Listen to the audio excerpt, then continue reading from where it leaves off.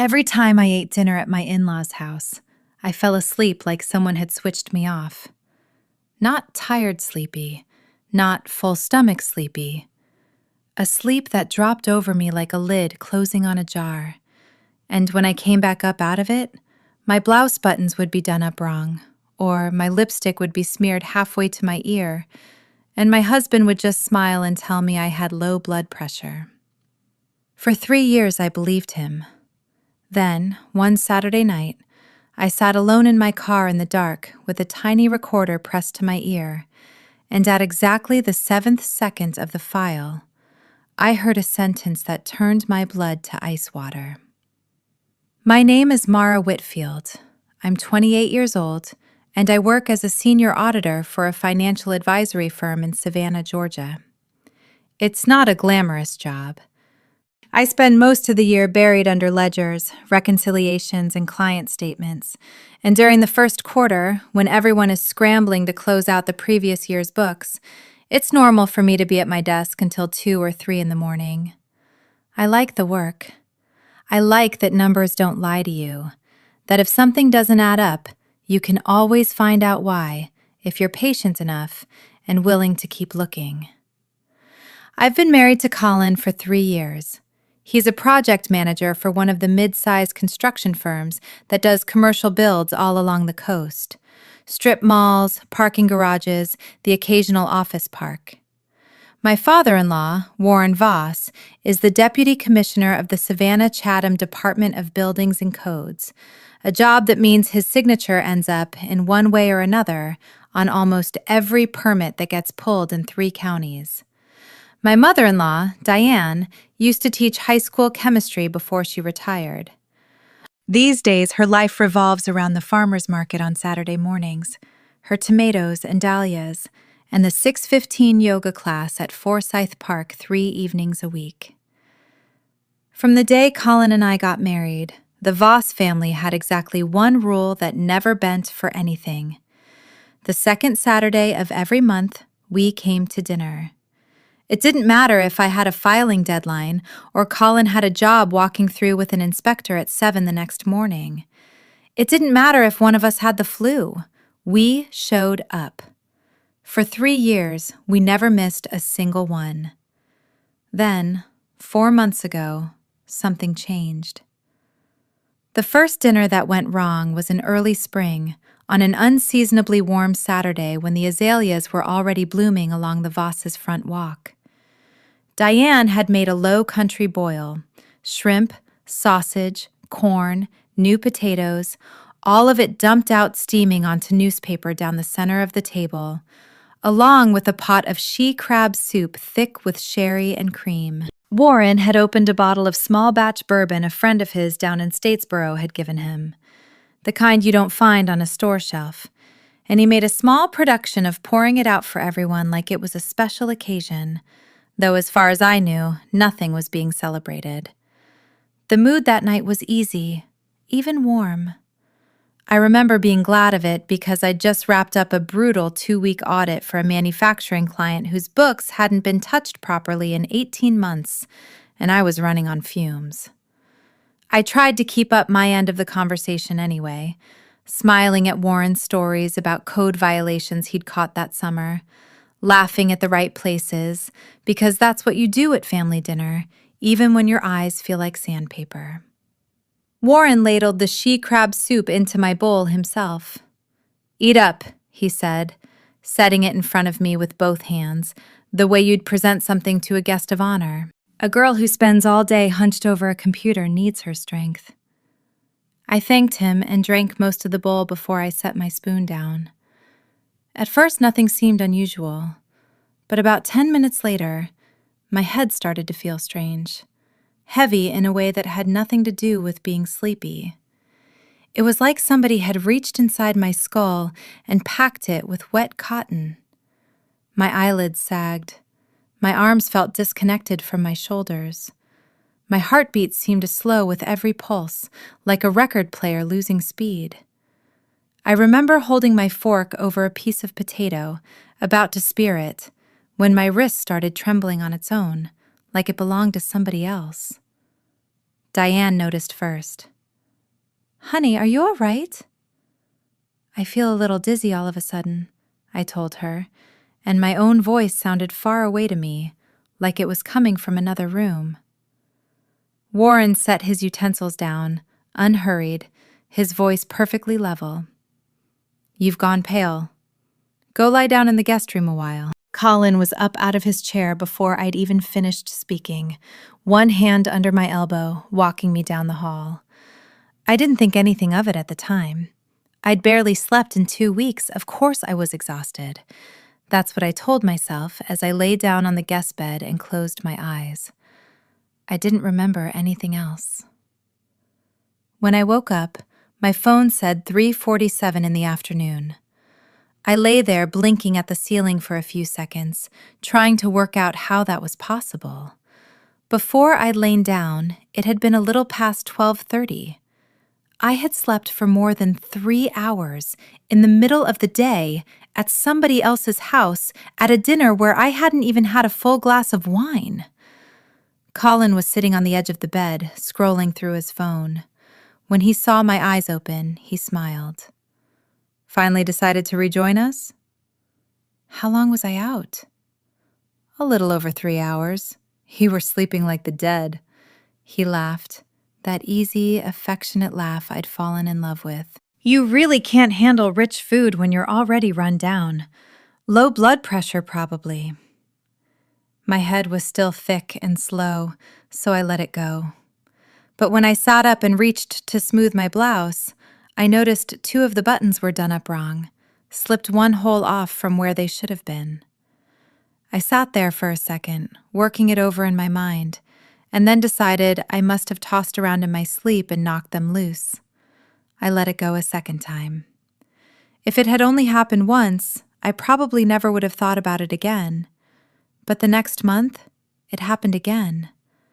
That second time, Diane had made a braised oxtail stew that had been simmering since morning, the kind of dish that makes a house smell like a holiday. Just like before, Warren was the one who filled my bowl and set it in front of me without being asked.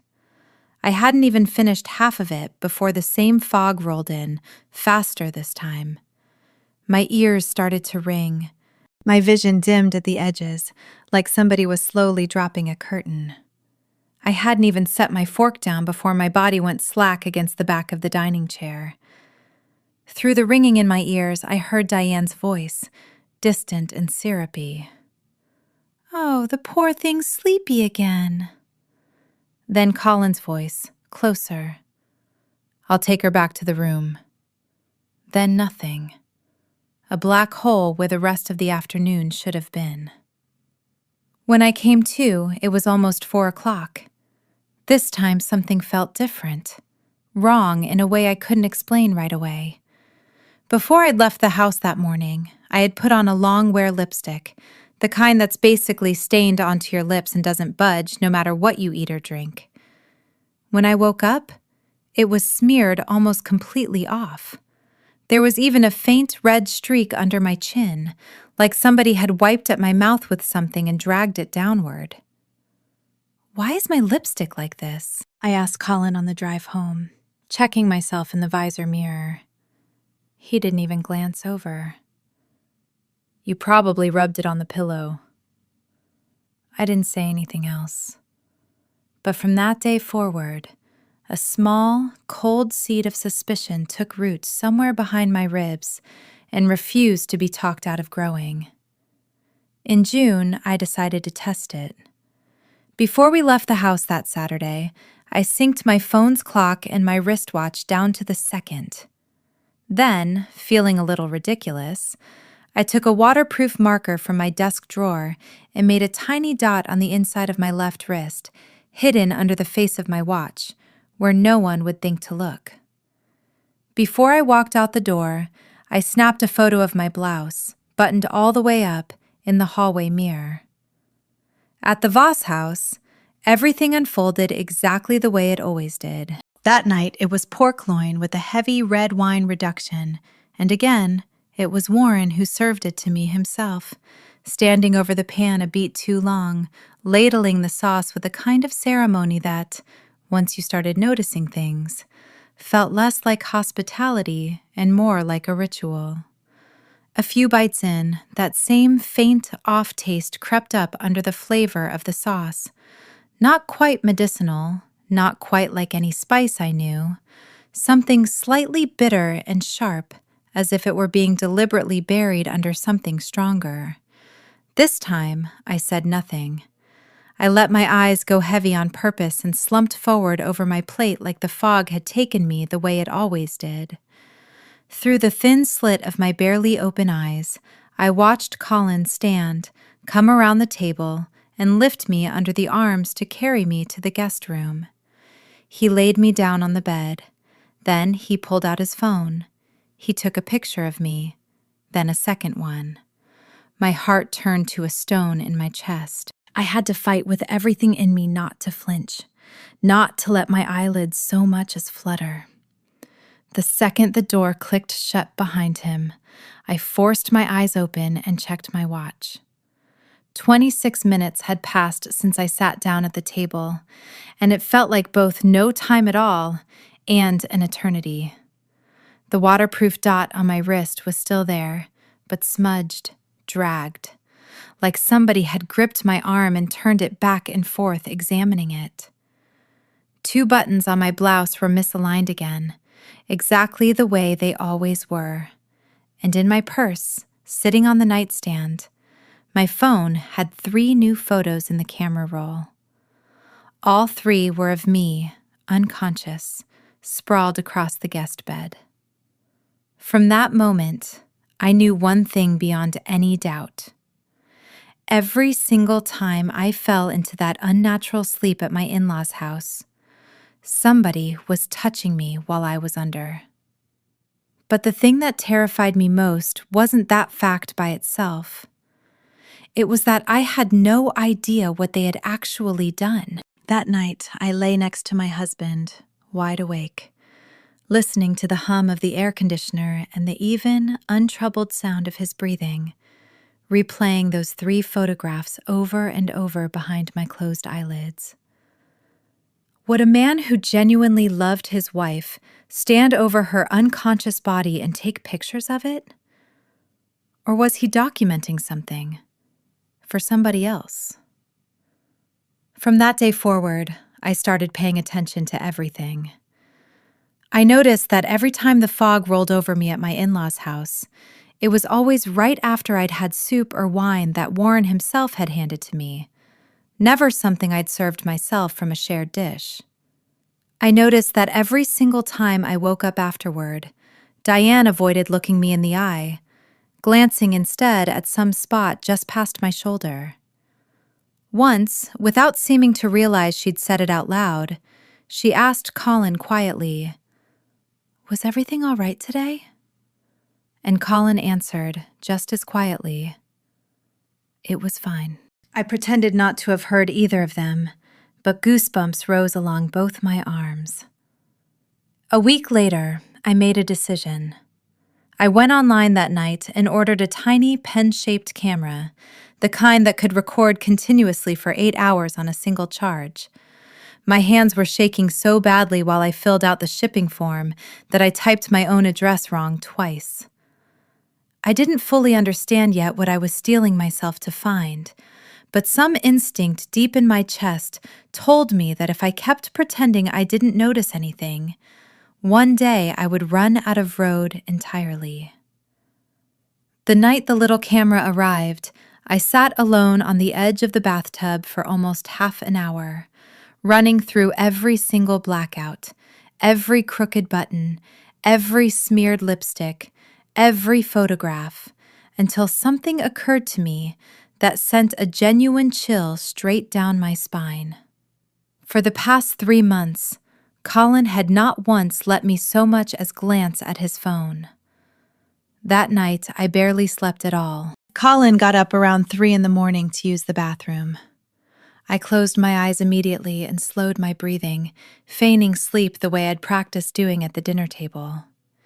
He moved quietly, careful not to wake me, but I still heard the soft, unmistakable click of his phone unlocking.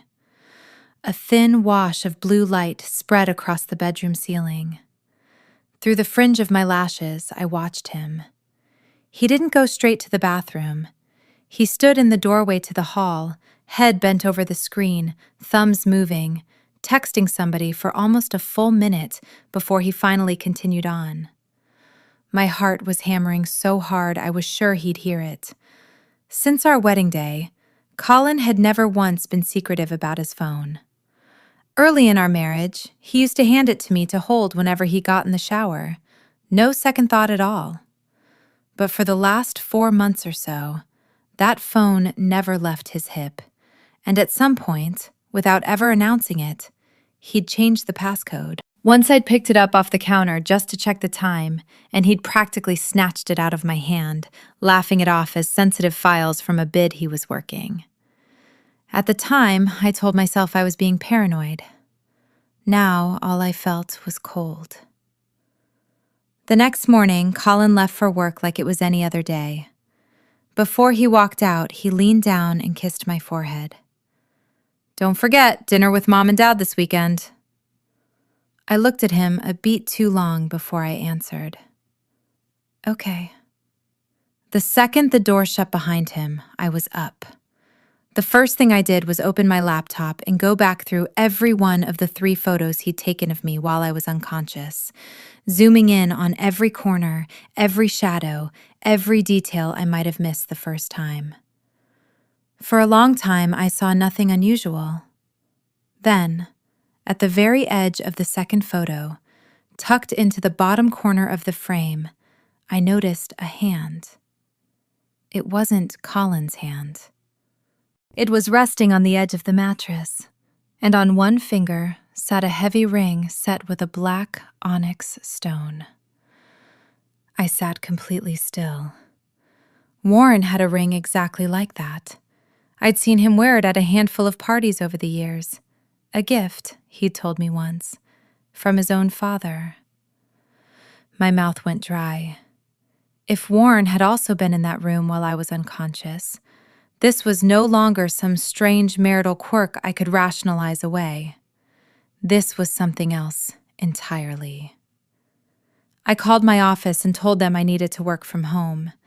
Then I drove to an electronics store across town and bought a hidden camera built into a fake wall outlet, the kind advertised for keeping an eye on a nanny. The teenager behind the register smiled as he rang me up. "Watching the baby?" "Something like that," I said, and smiled back. And only I knew how badly my hands were shaking as I signed the receipt. That afternoon, I sat alone in my living room testing the device. The camera itself was almost invisible, tucked behind a plastic faceplate that looked exactly like every other outlet in the house, and the footage it recorded was surprisingly sharp. It started rolling automatically the moment it was plugged into power. I read the instructions over and over until I had them memorized, and by the time I was done, a plan had already taken shape in my mind. This coming Saturday, I would bring it to the Voss house. If something was actually being done to me, this time I was going to find out exactly what. For the rest of that week, I tried to live like everything was normal, going to work, cooking dinner, making conversation with my husband like nothing had changed. On Thursday night, Colin and I went grocery shopping together like we always did on Thursdays, and he was just as attentive as ever, carrying the heavier bags, asking twice what I wanted for dinner the next few nights. At one point, standing under the fluorescent lights by the dairy case, I looked at his profile. The same face I'd fallen in love with in college, the same slightly crooked smile, and felt an actual shiver run down my spine. How does a person live a double life like that and never once let it show on their face? On Friday night, I was in bed with a client file open on my lap when my phone buzzed. It was Diane. "Come over a little early tomorrow, would you? I'm making your favorite." "Of course," I wrote back. "Oh, and we're having a couple of guests tomorrow. Old friends of your father-in-law's, from out of town." I froze for several seconds before I typed my reply. Guests? Yes, a couple of gentlemen who've done business with Warren for years. I gripped the phone so hard my knuckles went pale. A terrible thought flared through my mind before I could stop it. Could the man with the onyx ring be one of these guests? I lay awake most of that night, staring at the ceiling fan turning slowly overhead. The next morning, before we left, I prepared more carefully than I ever had for anything in my life. The little spy pen went into the bottom of my purse under a pack of tissues. The outlet camera went in beside it, wrapped in a cardigan. I turned on live location sharing between my phone and my work laptop so someone, somewhere, would have a trail if anything happened. I even texted my best friend, Priya. If I don't answer you tonight, keep calling me. Don't stop. Priya sent back a laughing emoji. It's dinner with the in-laws, not a hostage situation. Why so dramatic? I stared at her message for a long time and didn't know how to answer. Because even I could hardly believe how far things had actually gone. We got to the Voss house a little before 11. The moment the front door opened, I saw 2 extra pairs of men's shoes lined up by the entryway. Diane was already elbow deep in the kitchen, and the living room was full of the low rumble of men's conversation and laughter. Warren spotted me first, breaking into an easy, welcoming smile. There she is. The 2 men seated beside him on the sofa turned to look at me. One was somewhere in his 50s, heavy-set, with skin like old leather from years in the sun. The other was younger, maybe 40, with a close buzz cut and a stare that made the hair on my arm stand up before he'd said a single word. Warren gestured toward them. This is Gare and Mitch, old friends of mine from the business. I greeted them the way I'd greet anybody, polite and unhurried, but when I glanced up, I caught the younger one, Gare, running his eyes over me, slow, head to feet, lingering far longer than was decent. It made my skin crawl in a way I didn't have words for yet. Lunch started at noon.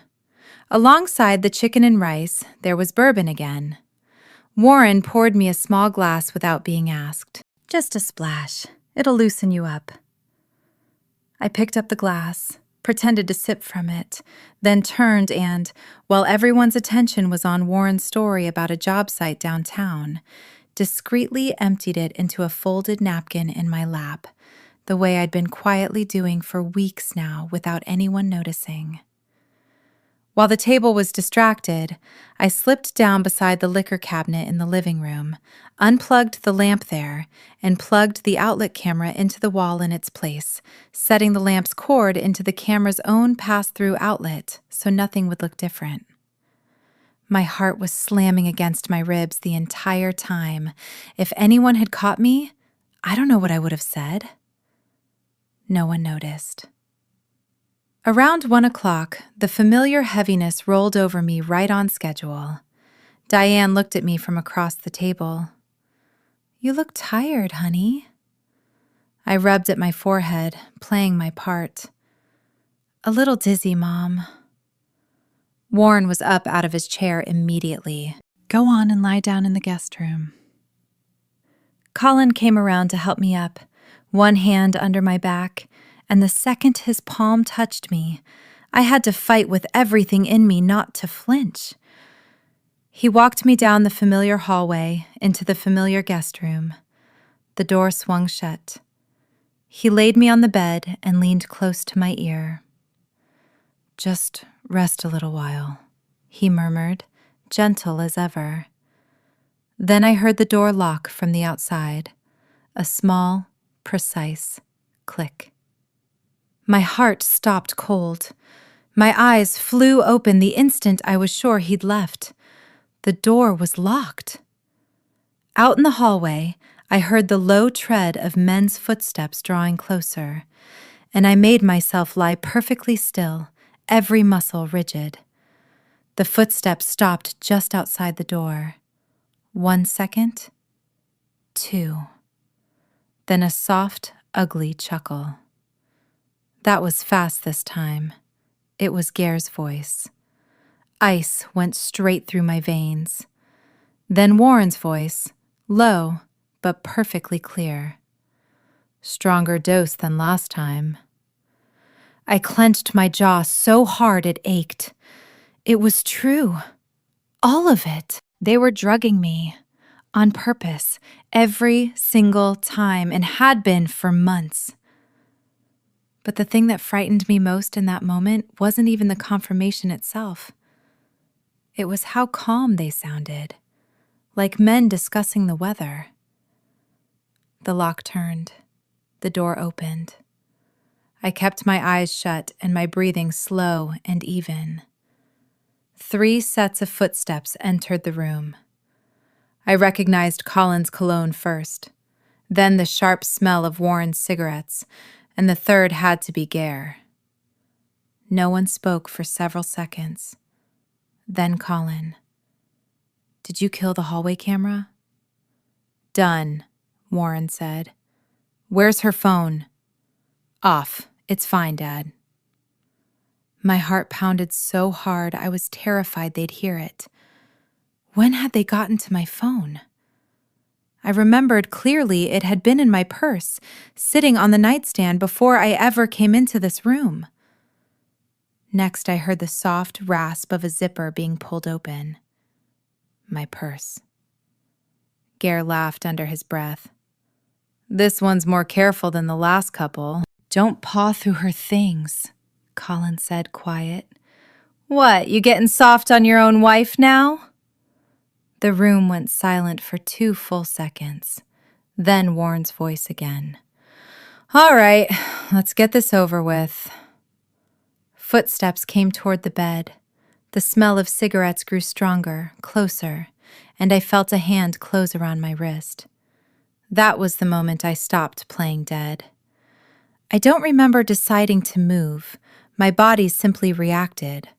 I wrenched my wrist free, shoved myself upright, and drove my elbow backward into the nearest body with everything I had. Somebody grunted in pain and stumbled back into the nightstand. I was on my feet before anyone could grab me again, scrambling off the far side of the bed, putting the mattress between us like a barricade, my whole body shaking so hard I could barely stand upright. I made it to the door before Colin caught my arm. "Mara!" He was stunned, frozen for half a second, then lunged to pull me back. "Don't touch me!" My own voice came out strange to my ears, hoarse and shaking, but underneath it, unmistakably, rage. Gare was doubled over by the nightstand, clutching his stomach where my elbow had caught him, his face flushed dark with fury. She was faking it the whole damn time. I backed against the wall, hands trembling so badly I had to press them flat against the plaster to steady myself. But I forced myself to look each one of them in the eye. Warren, Gare, and my own husband, all 3 standing in that room like it was any ordinary Saturday. Warren rushed back in from the hallway. The second he saw me standing there, wide awake, his whole expression changed. You're supposed to be," I laughed. It didn't even sound like my own laugh. "Disappointed?" The room went dead silent. Diane appeared in the doorway behind him, her face gone bone white. She looked at me the way you'd look at a stranger who'd wandered into your house. "Mara." Her voice cracked on my name. I turned to her. "You knew all this time, didn't you?" Her lips moved, but nothing came out. And Colin, the man I had loved for 6 years, just stood there in silence. No explanation, no denial, no apology. That silence was worse than anything any of them could have said out loud. Warren was the first one to pull himself together. He dragged a chair over and sat down in it, unhurried, like a man settling in for a business meeting, his voice dropping into something low and reasonable. Calm down and hear me out. I looked at him, tears finally starting down my face, but I refused to let myself sob. Don't you dare talk to me like I'm still your family. Something in his eyes went colder. If you make a scene today, you're the one who ends up losing the most. Haven't I lost enough already? He sighed, like he was the reasonable one in the room. You don't understand how any of this works. Some things in this life can't be done clean. I need to acquire a handful of parcels on the east side of the county before a bid deadline. Once that's done, nobody bothers you ever again. My head was spinning. You say it like it's nothing. He looked me dead in the eye. Sign the transfer deeds. $50,000 a parcel. And I'll put another $200,000 into an account for you and Colin, personally, on top of that. You two can go anywhere you want after this is settled. I stood there stunned for several long seconds. $200,000. So that was the number they'd put on my dignity, my body, my life. I turned to Colin. You agreed to this? He looked down at the floor for a long moment before he finally spoke. Mara, just sign it and it's over. Please. I looked at the man standing in front of me and felt, for the first time, like I had never known him at all. What about the women before me? He didn't answer. I laughed through the tears running freely down my face now. You knew what was happening to them too, didn't you? You knew everything. My voice cracked into something close to a scream. Diane broke down sobbing behind us. Mara, please. I'm begging you. Don't make this any bigger than it already is. I turned to face her. When they locked me in this room, you were standing in the kitchen, cooking dinner, weren't you? She sobbed harder, but I didn't feel a shred of pity left in me. Some people never lift a hand to hurt you directly. They just stand by, close enough to hear everything, and let it happen. Sometimes that's the more terrifying kind of person. That was the exact moment Warren's phone started ringing. He scowled as he answered it, and within seconds his whole face changed. What? No one else said a word. Warren shot up out of the chair. Somebody's accessing the living room feed. Remotely. Right now. My blood went cold. I've been caught. He whipped around to face me. What did you plant in this house? I said nothing. He stormed out of the room and came back less than 10 seconds later holding the fake outlet in his fist, his face gone the color of ash. You. He threw it down onto the hardwood floor so hard it cracked. Colin stared at me in open horror. What did you record? I clenched my fists and didn't answer. The whole room dissolved into chaos in an instant. Gare cursed loudly. Warren slammed his fist on the dresser. Diane collapsed into a chair, sobbing so hard she could barely breathe. And I was the only one left, standing perfectly still. For the first time in months, I didn't feel like prey. Warren jabbed a finger toward my face. Where's the footage? I didn't answer. You think you've won something here? I looked him square in the eye. At the very least, I know I'm not losing my mind. He gritted his teeth. You want to bring this whole family down with you? I let out a short, humorless laugh. Family? I turned to Colin. The second you locked that door, we stopped being a family. Colin's face went white.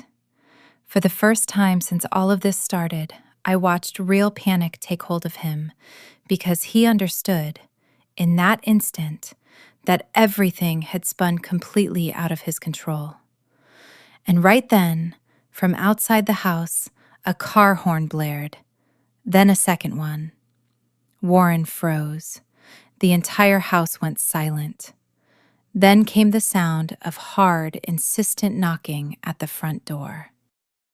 "Police! Open the door!" The banging on the door grew louder, more insistent, until I swear the whole house seemed to shudder with it. "Police! Open the door or we force entry!" I watched the color drain out of Warren's face in real time. Decades of quiet authority, of being the man whose signature moved permits through City Hall, evaporated in the space of a few seconds. He rounded on Colin, voice dropping to a low growl. "Who called them?" Colin was just as pale. I don't know. Gare was the first to bolt, eyes darting toward the back door like a cornered animal looking for a gap in the fence. Warren barked at him. "Stay put!" The pounding at the front door didn't let up. "If you don't open this door, we're coming through it!" Diane was crying so hard now she could barely draw breath. One hand clutched to her chest, hair coming loose from its clip, staring at me with an expression that mixed fear and pleading in equal measure. "Mara, please, tell them it's a misunderstanding." I stood there and didn't move. If this had happened 3 months earlier, her tears alone might have been enough to soften me. But in that moment, all I could see was the locked door, Gare's laugh in the hallway, the feel of a stranger's hand closing around my wrist while I lay there, pretending not to exist. There was no pity left in me to give her.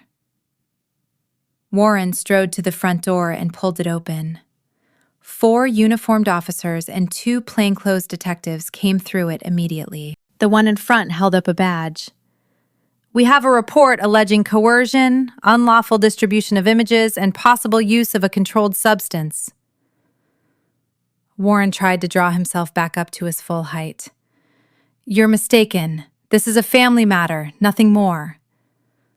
The lead detective looked straight through him. "You're Warren Voss?" Warren went still. "Whatever you think you already know about me, you're wrong," Warren managed. "Good. Then we'll appreciate your full cooperation." The air in the room felt thick enough to choke on. Colin stepped forward, putting himself half in front of his father. "Do you have a warrant?" The second detective produced a folded document from his jacket without a word. I stood there and watched the whole scene unfold like it belonged to somebody else's life. Everything was moving too fast for me to catch up with it, too fast for any of it to feel entirely real. A female officer approached me directly. "You're Mara?" "Yes." "Would you come with us to give a statement?" Before I could answer, Diane rushed forward and grabbed my hand. "Honey, please don't do this. This will ruin our whole family." I looked at her for a long moment. "Our family was ruined the second all of you locked me in that room." She dropped my hand like it had burned her. That sentence seemed to silence the entire house. Just then, another officer came down the staircase from the second floor holding a black lockbox. "Found it." Warren's face changed instantly. The officer set the box down in the middle of the living room and opened it. Inside sat a USB drive, an old tablet, and a thick stack of property transfer documents. Colin went visibly pale. Gare backed further toward the wall. The lead detective picked up the drive. "Password?" Warren said nothing. "We can crack it ourselves if we have to." He stayed silent, but a vein at his temple was throbbing visibly. I honestly didn't know whether to feel vindicated or heartbroken in that moment. This man had presided over my wedding, had promised my own father he'd treat me like a daughter, and now stood in his own living room like a total stranger to me. Then Colin turned to me. "It was you, wasn't it?" I met his eyes. "Yes, I called the police. I couldn't let this go on." His eyes went red. Do you understand what you've just done? Everything's ruined. I laughed, soft and bitter. And you?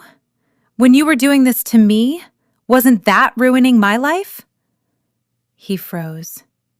I looked at him steadily, maybe for the first time in days. I used to think you'd at least try to stop it. He looked down at the floor and didn't say a single word. The female officer touched my elbow gently. Ma'am, if you'll come with us? I nodded. As I walked past Diane, she called out after me. Mara! I stopped.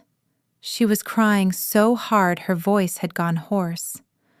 I'm sorry. My throat tightened around a knot I couldn't swallow. She'd finally said it, but 4 months too late. If she had said those words to me before any of this happened, maybe I would still have thought of her as something like a mother. Now there was nothing left in me but exhaustion. I followed the officers out to the car. The instant the door shut behind me, I realized my legs were shaking so hard I could barely have stood if I'd tried. Outside, the evening had gone dark.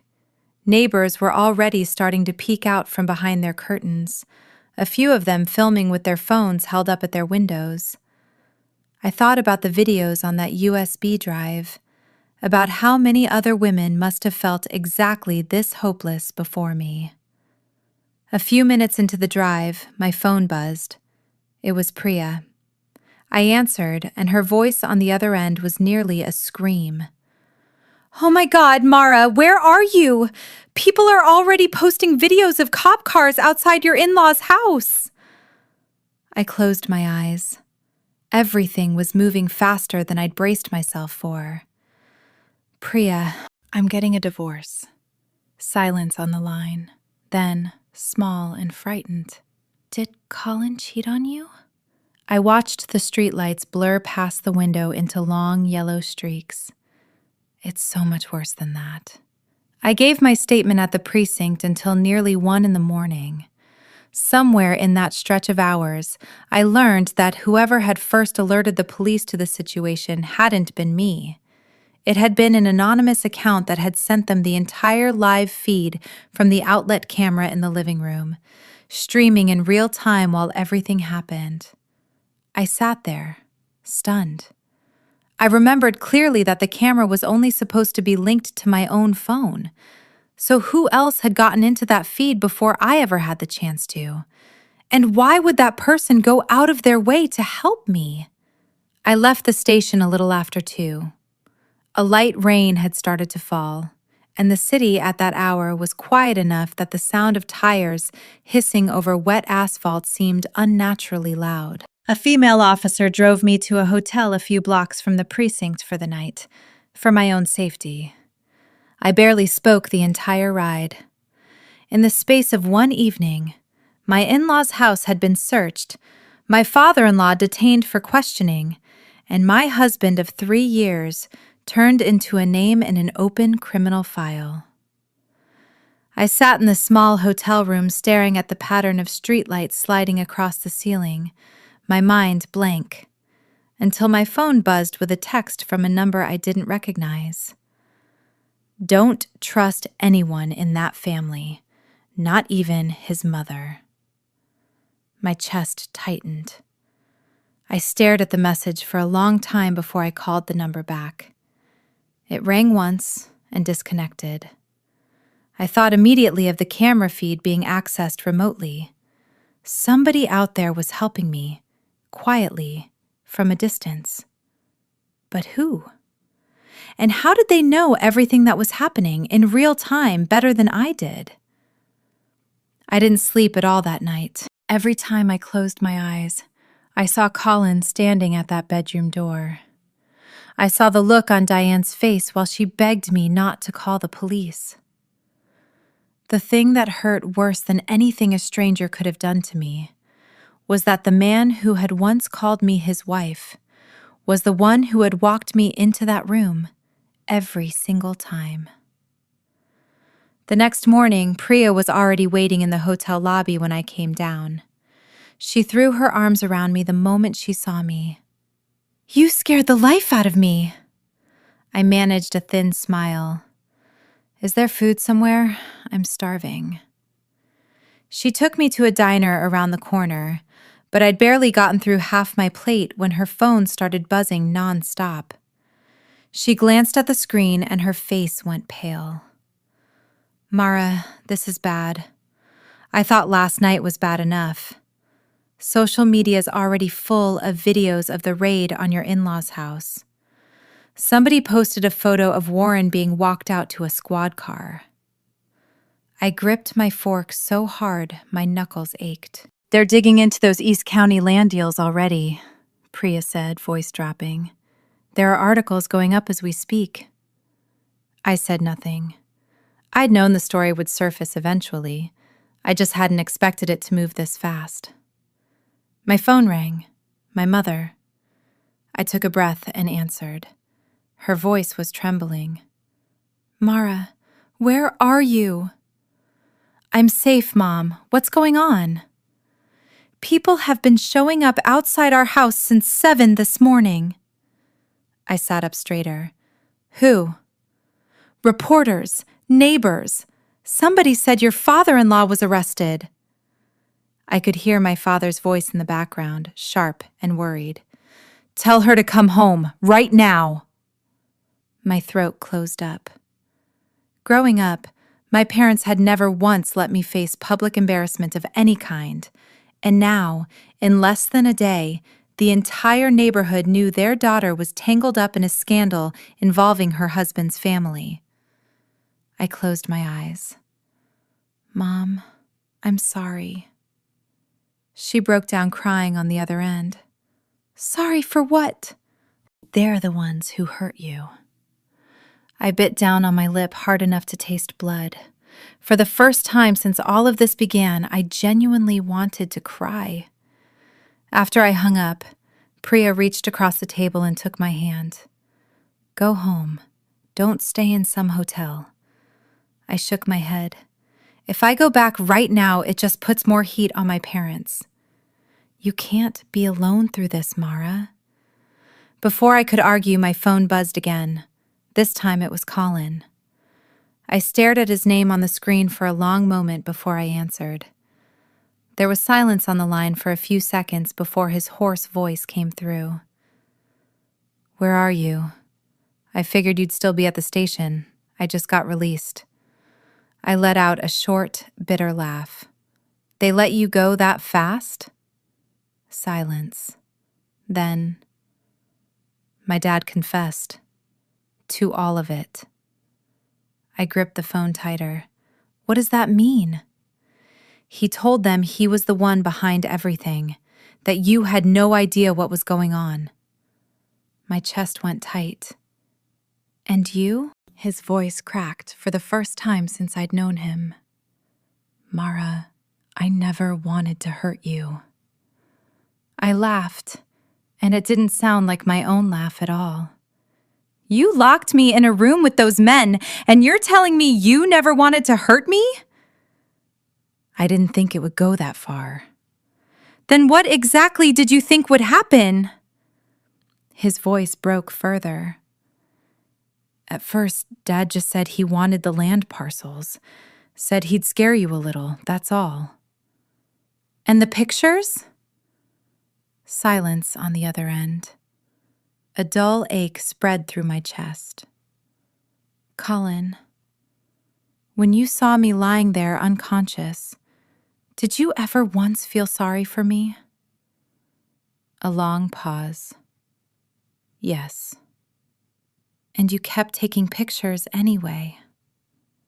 He said nothing. I wiped my eyes. "Let's just get the divorce started." "Mara, I don't want to see you again." I hung up before he could say anything else. My hand was shaking so badly I nearly dropped the phone. Priya looked at me, her own eyes wet. "Were you actually in love with him?" I sat silent for a long time before I answered. If I hadn't been, it wouldn't hurt this much. That afternoon, I went back to the station to give a supplemental statement. Afterward, I stopped at a phone store to swap out my SIM card, since half a dozen unknown numbers had already started texting me overnight. As I walked out onto the sidewalk, I noticed a black sedan parked across the street, with someone behind the wheel wearing a ball cap, watching me a beat too long. The moment I turned my head toward it, the car pulled away fast enough that its tires chirped against the pavement. My skin prickled. Somebody was still keeping tabs on me, and I had a sick feeling this was only the beginning of it. From that day on, my nerves stayed permanently on edge. I found myself glancing over my shoulder every time I passed a storefront window, every time I walked down into a parking garage, every time I stepped out of the police station's side door. The sound of a car braking a little too close behind me was enough to send my heart lurching up into my throat. Some fears don't announce themselves with a scream. They just move in quietly and take up permanent residence behind your sternum. That evening, I finally went home to my parents' house, if only for a night. My father hadn't said much to me on the phone, but the second he saw me walk through the door, he asked, "Did he ever lay a hand on you?" I shook my head. "No, Dad." He looked down at the floor for a long moment. "When you were so set on marrying into that family, I already had a bad feeling about them." I sat down beside him on the porch step. "Did you know something?" He let out a long breath. "I met Warren a handful of times, years back. Man's too sharp for his own good. His eyes aren't the eyes of somebody who leads with his heart." I bit my lip. The truth was, there had been signs the whole time. I just never wanted to look at them straight on. For 3 years, Colin had insisted our finances stay strictly separate. Every account, every asset on the Voss side kept at arm's length from anything with my name on it. Warren had always been kind to me in his way, but there was always a certain distance in it too, like he was studying me more than loving me. Only somebody as trusting as I'd been could have mistaken that for old-fashioned family reserve.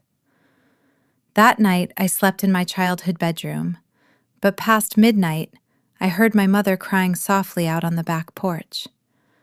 I found my father sitting beside her, one arm around her shoulders. My mother took my hand when she saw me, her eyes red and swollen. "Maybe we should think about moving, honey." "Mom, what?" "I'm scared, Mara." I hugged her tight. "The police are handling it now. Try not to worry." Even as I said it, I didn't feel safe myself. Around 1 a.m, my phone lit up with a strange email. No subject line, just a video file attached. My heart started pounding before I'd even opened it. The footage was shaky, clearly filmed secretly on someone's phone from a hallway. It showed Colin, standing near what looked like the Voss's garage, talking to a man I recognized as Boyd, one of Warren's other associates, someone I'd only ever met once, in passing, at a barbecue 2 summers back. I could hear my own husband's voice clearly. "Once this is over, you need to disappear from here. For good." Boyd laughed, mocking. "Getting scared now, are we?" "I'm serious. This has gone too far."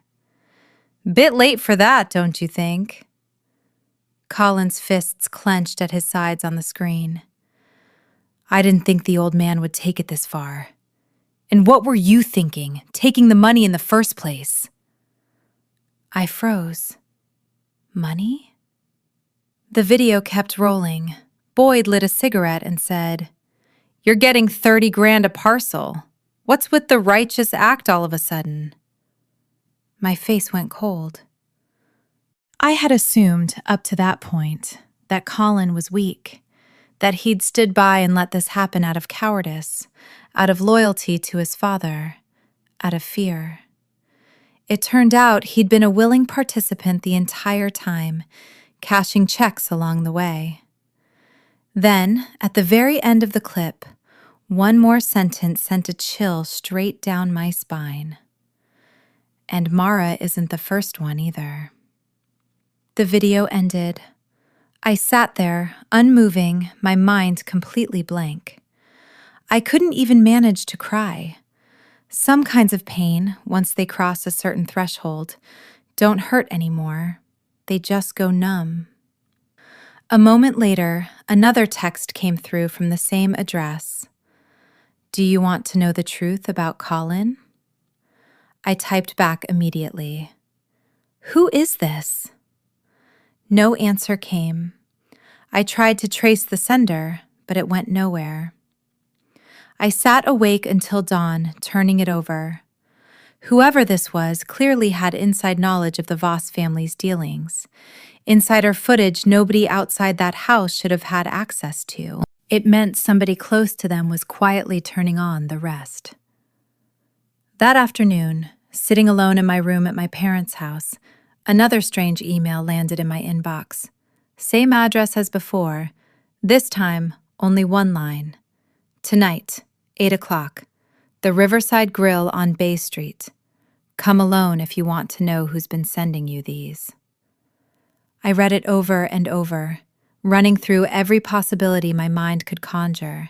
A trap, a threat, or maybe, finally, the person who'd actually been trying to help me all along. I told Detective Reyes about it. She frowned for a long moment after I finished. You shouldn't go alone, but I need to know who this is. We'll have people watching from a distance, out of sight. I nodded, and that evening, I drove to the Riverside Grill myself, the sky overcast, a damp wind coming in off the water. The place was mostly empty, just a couple of scattered tables occupied by strangers. I took a booth by the window and waited. At exactly 8:10, someone pulled out the chair across from me. It was Diane. I sat there, speechless.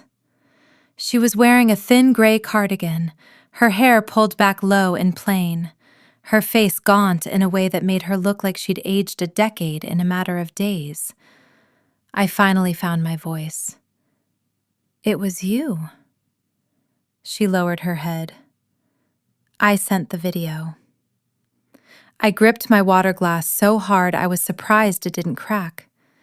Every assumption I'd built about her over the past 4 months came apart at once. When did you start watching them? She was silent a long moment before she answered. After the very first time you fell asleep at our table. I stared at her. You knew. From the beginning. Tears slid down onto the back of her hand where it rested on the table. At first, I didn't understand what they were doing. I just noticed Warren and Colin acting strange, secretive, always disappearing into rooms together and going quiet whenever I walked in. Then one night I found the videos on Warren's old laptop by accident. Her voice caught. I was sick all night after I saw them. Physically sick. I looked at the woman across from me, my chest a tangled knot of things I didn't have names for. You knew, and you let it keep happening anyway. She broke down. I was terrified, Mara. And you think I wasn't? The words came out before I could stop them, and my own eyes stung. Diane covered her face with both hands and sobbed quietly into them. You think this hasn't been eating me alive too? That's my husband, my son. I've been tearing myself apart over this for months. I turned to look out at the dark river sliding past under the streetlights outside. Do you have any idea what it feels like to wake up locked in that room, not knowing what just happened to you? She cried harder, her whole body shaking with it. I'm sorry. That was the second time she'd said those words to me. But this time it landed differently. It wasn't a plea to protect the family name. It was a mother genuinely coming apart at the seams. After a long silence, she reached into her purse and set a USB drive on the table between us.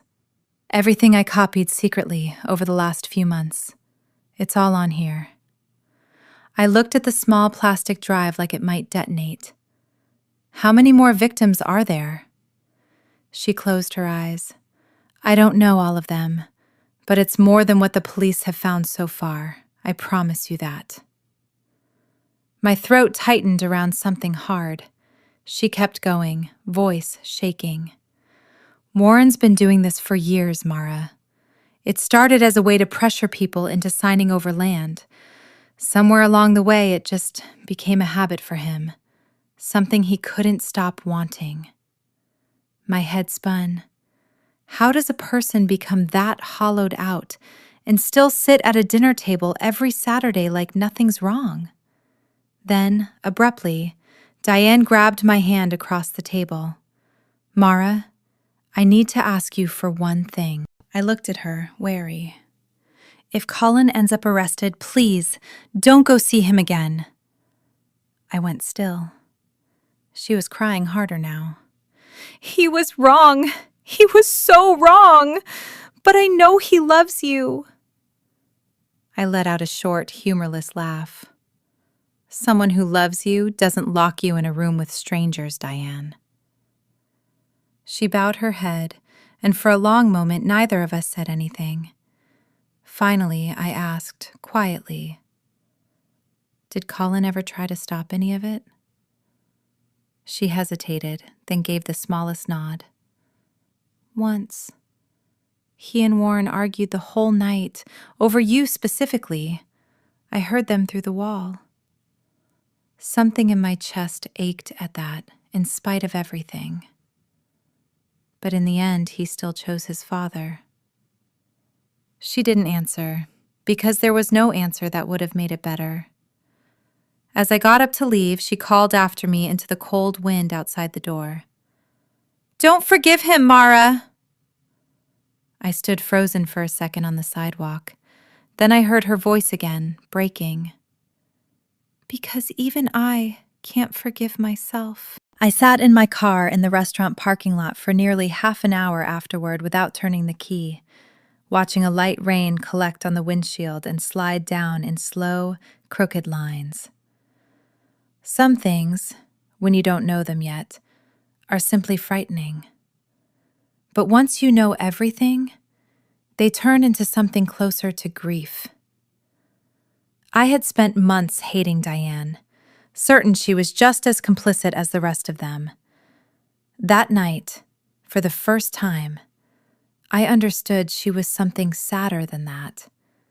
An aging woman caught between a husband and a son she couldn't bring herself to turn against soon enough.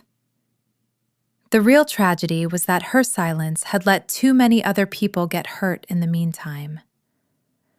The next morning, I brought the USB drive straight to Detective Reyes. She watched a few clips in near total silence before she called 2 other detectives into the room. The mood shifted instantly. Among the footage Diane had quietly been copying for months, one clip showed Boyd's face clearly, alongside another man, pressuring a crying woman into signing land transfer papers, her hands shaking so badly she could barely hold the pen. I had to look away after a few seconds. Reyes shut off the screen. This is more than enough to bring in additional people. What about Colin? I asked. She looked at me for a long moment. Your husband appears in 3 separate clips. My chest clenched. I had braced myself for that answer for days, and it still landed like a blow. Reyes lowered her voice.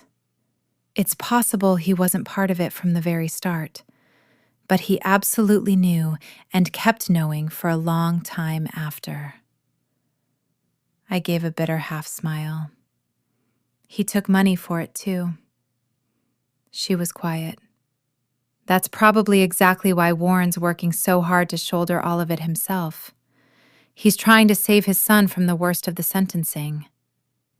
I looked down at my own hands. 3 years of my life with that man, and now all of it reduced to clips on a hard drive and a stack of case files. The next morning, I brought the video to Detective Reyes, the woman who'd been leading the investigation from the first night. She watched it in silence, twice through, before she finally spoke. "Who else have you shown this to?" "No one." She nodded slowly. "Keep it that way for now." I looked at her.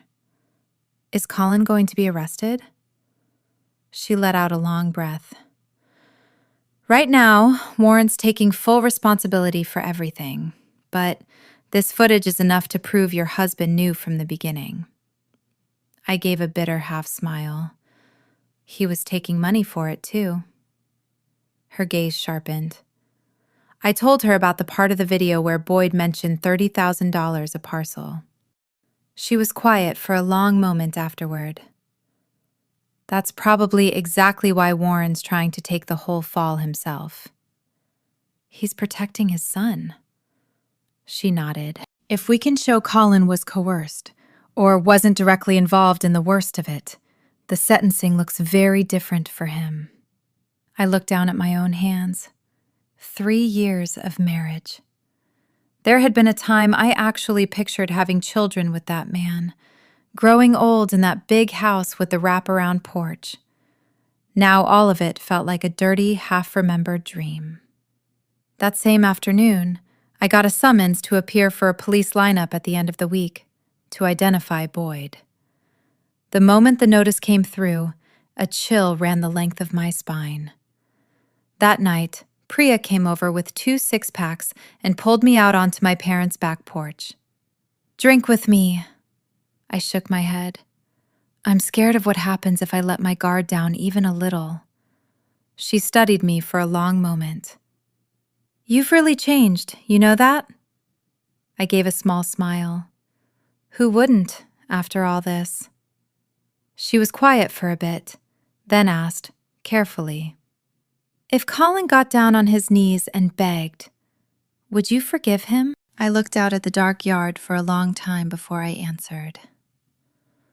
"Some things, even if you manage to forgive them, you can't go back to the way they were." She didn't push further. Around midnight, right as we were about to turn in, my phone rang, a video call from an unknown number. I answered without thinking, and Colin's face filled the screen. I froze. He was sitting in his car, gaunt, unshaven, looking like he hadn't slept in days. "New number," I said, my voice flat. "Can I see you? Just once." "No." "Mara, I know you hate me now." "I don't hate you anymore." He froze on the screen. "Hate takes energy," I told him. "Right now, I'm just tired." His eyes went red. I was wrong. I let out a soft, humorless laugh. "You know what's funny? Even now, you still think wrong is the word for it." He lowered his head, shoulders shaking slightly. After a long pause, "I really did try to stop it." "I know. Your mother told me." He looked up, surprised. I kept going. "But your dad told you once the East Side deal closed, it would all be over, that he wouldn't touch me again, and you believed him." It was almost funny, in the worst way. A man who'd use his own wife as a bargaining chip and still somehow convince himself he was protecting her. His voice cracked. "I never laid a hand on you myself." "No. You just stood there and watched." That landed harder than anything else I'd said. I took a slow breath. "The person who does the evil thing is terrifying, Colin. But the person who just stands there and lets it happen might be worse." His eyes were bloodshot now. I know I don't deserve forgiveness. No, you don't. But I really do love you. I started crying right there on the call. Not because my heart had softened, because I finally understood something. Some people's love is real, and their cowardice is bigger than it anyway, and that's exactly the thing that ends up killing everything. I hung up and sat there, crying into my hands in the dark for a long time.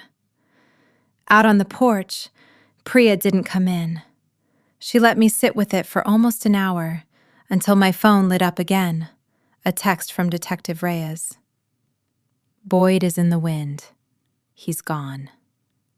I read it, and my whole body went cold, because I understood instantly. If he was loose now, the next person in real danger might very well be me. The news that Boyd had slipped away kept me up the rest of that night. I sat curled against my headboard, hugging my knees, my eyes fixed on the pale glow of my phone screen in the dark. Priya was supposedly asleep on the couch in the next room, but I could hear her shifting restlessly every so often, and I knew she wasn't really asleep either. Around 3 a.m, she came in and sat down beside me without a word. Still up? I nodded instead of shaking my head this time. If you're too scared to stay here, I'll take tomorrow off and we can go somewhere for a few days. Just get out of town. I gave a tired laugh. How long could I actually run for? She didn't have an answer for that. We both understood, without saying it, that this had stopped being a simple divorce or a family scandal a long time ago. There was too much money involved now, too many secrets, too many people with something to lose. A man like Boyd, cornered the way he was, could be capable of nearly anything. The next morning, Detective Reyes sent a car to bring me back to the station. From the moment I stepped out onto the sidewalk, I could feel a different kind of tension in the building. More plainclothes officers moving through the hallways, phones ringing nonstop, everyone walking a little faster than usual. Reyes waved me into her office and shut the door behind us. Ms. Whitfield, from here on out, I need you to stop going anywhere alone. I looked at her. Have you found him yet? She shook her head. Not yet, but there are signs he's still somewhere in the city. My mouth went dry. You think he'll come after me? She was quiet for a few seconds before she gave it to me straight. It's a real possibility. I looked down at my hands, clenched so tight in my lap the knuckles had gone white. She kept going. Last night somebody spotted him near your parents' neighborhood. My head shot up. What?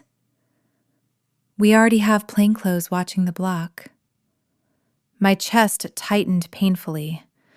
My parents had absolutely nothing to do with any of this, and now, because of me, even they were caught in the blast radius. I sat there a long moment before I finally asked, Does Colin know Boyd's out there loose? He knows, Reyes said. Not much reaction from him, other than his mental state's gotten noticeably worse since he heard. I laughed weakly. So now he's scared. But underneath the laugh, something else settled in my chest. A dull, unwanted ache. If Colin had been scared from the very beginning, if he'd known where to draw a line, maybe none of this would ever have happened at all. That afternoon, while I sat in the waiting area outside Reyes's office, a call came through from Diane's number. I hesitated a long moment before I picked up. Her voice was frantic. Mara, are you free right now? What is it, Diane? Silence for a beat. Colin's in the hospital. I sat up straight. What happened? He'd been drinking. He wrecked his car. My heart lurched. Is it serious? Not life-threatening, but the doctors are saying he's got a bad concussion. I gripped the phone tighter. Why are you calling me about this? She started crying.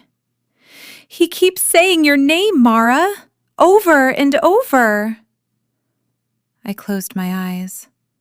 Something washed over me that wasn't quite love anymore, but wasn't complete indifference either. 3 years of a shared life doesn't evaporate in a matter of days, no matter how badly you want it to. Just as I was trying to figure out how to answer her, Diane added something that sent a fresh chill down my back. Before the crash, somebody called him. Right before it happened. My eyes snapped open. Who? He wouldn't say. But after he hung up, he was like a different person, practically manic. I thought of Boyd immediately. When I relayed that to Reyes, her expression changed too. It's possible Boyd's trying to reach out to everyone tied to this before he does something more drastic. What does he want from Colin? Either blackmail money, or he's planning to drag as many people down with him as he can on his way out. That afternoon, Reyes and I drove out to the hospital together for a supplemental statement from Colin. Walking into his room, my heart pounded, despite every bit of mental preparation I'd tried to talk myself through in the car. He lay in the bed with a bandage wrapped around his head, gaunt in a way that made him look 10 years older than the man I'd married. His eyes sunken, lips cracked and pale. His eyes flickered the moment he saw me in the doorway. "Mara." I stayed rooted where I stood. Reyes got straight to it. "Who called you before the accident?" Colin said nothing. "Mr. Voss, this matters." He closed his eyes for a few seconds before he finally answered. "It was Boyd." My fists clenched at my sides. What did he say? That everything was ruined. That if I didn't help him get out of the state, he'd tell them everything. Reyes leaned in. "Tell them what, exactly?" Colin opened his eyes and looked directly at me, and something in that look turned my blood to ice before he even said it. "He said your case wasn't the only one on that hard drive." The room went completely silent. I could hear my own pulse in my ears. His voice came out hoarse. "Boyd's got his own separate drive. Videos of a lot of other women, going back years." My head spun. "How many is a lot?" He looked down. "I don't know." I had to grab the back of a chair just to stay upright. Whatever the police had already recovered wasn't everything. Boyd had been holding the biggest secret of all this entire time. Reyes pressed further. "Where is he now?" "I honestly don't know." "Did you help him run?" Colin let out a pained, broken laugh. If I was still helping him, would I have wrecked my own car trying to get away from that call? I looked at the man in front of me, everything inside me tangled and raw. For the first time since all of this began, I saw Colin genuinely broken. Not the composed, polite husband I'd married, not the silent accomplice who'd stood by while I was drugged and photographed. Just a man crushed under the full weight of his own cowardice. As I turned to leave, he called after me. "Mara!" I stopped in the doorway. His voice shook. "If you ever see Boyd before the police do, run. Don't stay and talk, just run." I turned back. "Why?" His hand tightened around the bed rail, knuckles going white. What he said next sent a fresh wave of cold straight through me. "Because he told me once, if he ever loses everything, he's taking one person with him to the grave." Colin's words in that hospital room dropped me straight into an icy kind of dread I hadn't felt before, not even during the worst of the last 4 months. Just picturing Boyd's face that day at the house, that flat, unbothered stare, was enough to make the hair rise on my arms. On the drive back from the hospital, Reyes didn't run her sirens. She drove slow, her expression heavy, the sky outside gone the color of wet concrete, the trees along the road bending sideways in a stiffening wind. I sat in the back seat, clutching my purse like it might anchor me to the ground. "Do you really think he'll come after me?" I finally asked. She glanced at me in the rearview mirror. "Highly likely." "Why me?" "Because right now, you're the one who caused this whole thing to come apart the fastest." I let out a short, humorless laugh. "Doesn't he think any of this is his own fault?" She was quiet a moment. "Men like Boyd don't have a concept of being at fault. Ever." That struck a nerve, because it reminded me so exactly of Warren, that same maddening calm when he'd told me if I just signed the papers, everything would go back to normal. Some people live so long inside money and power that they simply forget other people feel pain the same way they do. As we turned onto my parents' street, Reyes slowed the car abruptly. In front of the gate, sitting on the sidewalk, was a bouquet of flowers. I frowned. Who would leave that there? Reyes was out of the car before I'd even finished the question, pulling on a pair of gloves before crouching down to examine it. White chrysanthemums. Tucked into the center of the arrangement was a small envelope. My heart started pounding before she'd even opened it. Inside was a single photograph. A picture of me, taken from behind as I was leaving the police station that same morning. On the back, in scrawled handwriting, "Don't think you've won." My blood ran cold. My mother, coming out to check on the noise, saw both our faces and went pale instantly. "What happened?" Reyes tucked the photo away fast. "Nothing to worry about, ma'am." But my mother wasn't a fool. She pulled me inside by the wrist, her hands shaking. That night, officers stationed themselves near the house, and Reyes personally warned my parents not to open the door for anyone they didn't recognize. The whole house sat under a suffocating kind of tension. Everyone speaking in low voices, everyone flinching at ordinary sounds. Around 10 that night, my phone rang. Diane again, her voice frantic. "Mara, Colin's gone." My heart seized. "Gone how?" "He walked out of the hospital." I shot up out of my chair. "When?" "Over an hour ago." I looked across the living room at Reyes, and she must have read something in my face because she was already on her feet before I'd finished relaying what Diane had said. "The hospital couldn't hold him?" Diane was sobbing into the phone. "He told the nurse he needed the restroom, and then he just disappeared." I hung up, my hands ice cold. A fugitive on the loose. My husband mentally unraveling, missing from his own hospital bed. Everything was tilting towards something much worse than any of us had prepared for. Around midnight, my phone buzzed again. This time, a text from Colin's own number. "Don't tell anyone where I am." I called back immediately.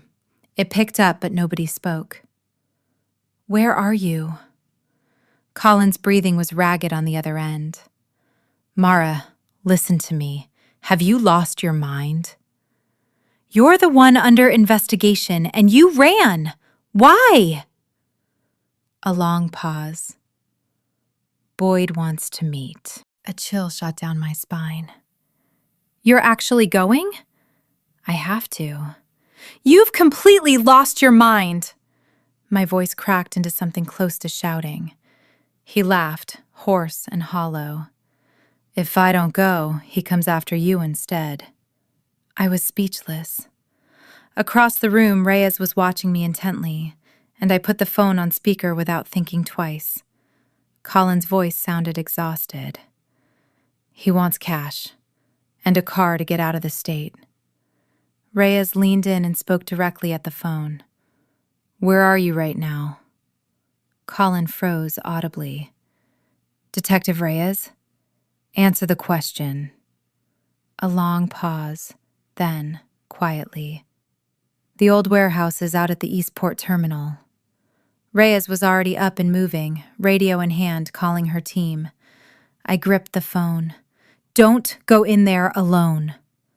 Colin's voice went soft and sad. I owe you more than I can ever pay back, Mara. Colin! He cut me off. If I hadn't locked that door that first time, none of this. His voice broke. Maybe my whole life would have turned out different. Before I could answer, a loud crash erupted from the other end of the line, followed by a gruff, unfamiliar voice. Who are you talking to? Boyd. Then the sounds of a struggle. I heard Colin shout, Run! Then the line went dead. I stood frozen in the middle of the living room. Reyes was already shouting into her radio, moving toward the door. Let's move!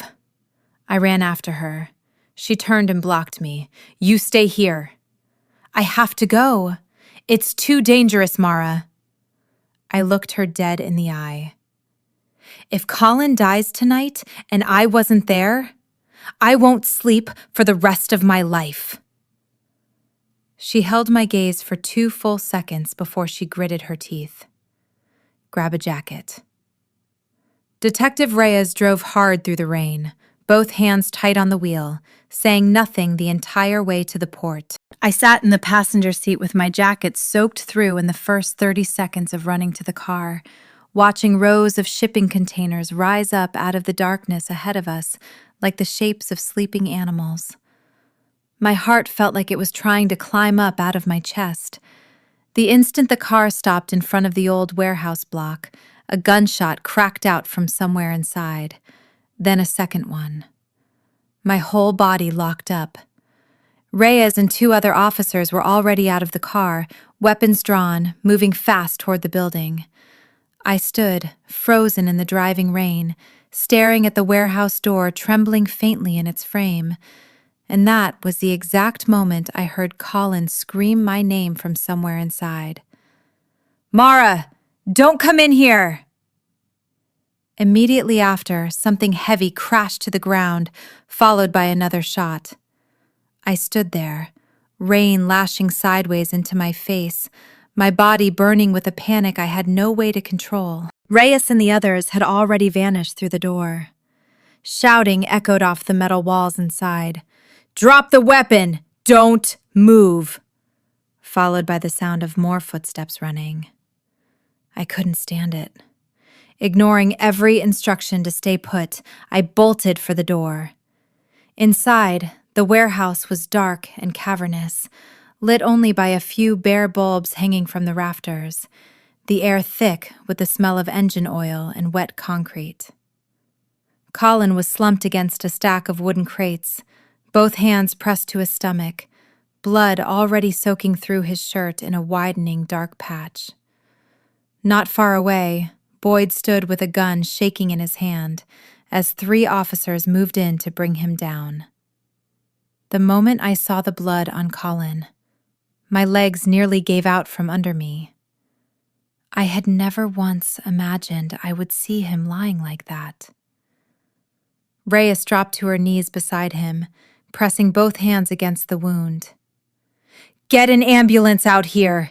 Now! Boyd, even pinned to the concrete with an officer's knee in his back, was laughing, an unhinged, furious kind of laugh. Damn it all because of that! His eyes, red-rimmed and wild, found mine across the room.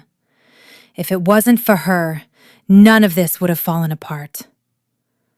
I stood there and looked back at him and understood, finally, that some people, no matter how much damage they cause, will always find a way to see themselves as the true victim of the story. Colin lifted his head slightly, eyes finding mine through the pain. Are you okay? My throat closed up. This man had once helped push me into the darkest stretch of my entire life, and here he was, bleeding out on a warehouse floor, and the first thing out of his mouth was whether I was all right. I honestly didn't know if I felt grief or hatred in that moment, only that both feelings were tangled up so tightly I couldn't tell one from the other. The ambulance arrived within minutes. While the paramedics loaded Colin in, I sat on a bench just outside the warehouse doors, his blood still drying on my hands, staring out at nothing. Diane arrived at the hospital nearly frantic less than an hour later. The second she saw me, she burst into tears. "Where is he?" "In the emergency room." She collapsed into a chair, both hands over her mouth. "Oh, God." For the first time, I watched a woman come completely apart, sobbing without a single sound, just her chest heaving like she had nothing left to draw breath with. A little while later, Reyes came to find us. "Boyd's in custody." I looked up. "Has he talked yet?" "We're taking his preliminary statement now." She paused, studying me for a long moment.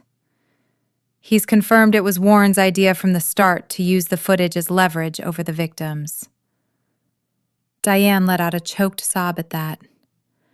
"I knew this day would come," Reyes went on. "But the more surprising part is about Colin. He also confirmed your husband had genuinely been trying to shut this down recently. Said the two of them had a violent falling out over your specific case." I looked down at my hands, still smeared with drying blood, and felt something strange settle into my chest. If Colin had pushed back harder, sooner, if he'd found that spine somewhere earlier in all of this, maybe nobody would have ended up here at all. At 3 a.m, the surgeon finally came out to the waiting room. "He's stable, out of immediate danger." Diane broke down crying openly right there in the hallway. I just felt hollowed out, like every last bit of strength had been drained straight out of me. They moved Colin up to the ICU not long after. Before they wheeled his bed away, he opened his eyes and found mine. Weak as he was, he managed to get out 2 words. "I'm sorry." A single tear slipped down my face before I even realized it had started. Not because I wanted to forgive him, because that man had, at long last, understood exactly what he'd destroyed. In the weeks that followed, the case tore through the entire state. Boyd, trying to save himself, gave up a long list of names connected to the land deals, contractors, inspectors, at least 2 other city officials who were quietly suspended pending investigation. The rest of the hard drive was recovered and processed. 6 more women came forward once the story broke wide open, each one with her own version of the same nightmare. One had already divorced her husband after being coerced the same way I had. Another had left the city altogether and never came back.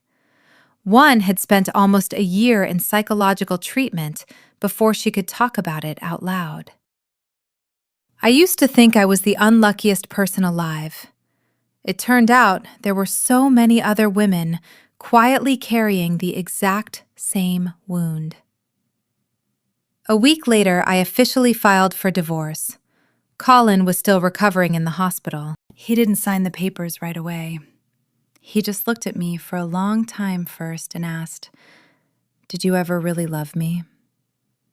I was quiet for a few seconds. "Yes." His eyes went red. "Then that's enough." He signed. No pleading this time, no more explanations. Just before I left the room, he called out to me one last time. "Mara." I turned. His voice was hoarse. "If there's some kind of next life, I hope I turn out to be a good enough man to deserve meeting you again."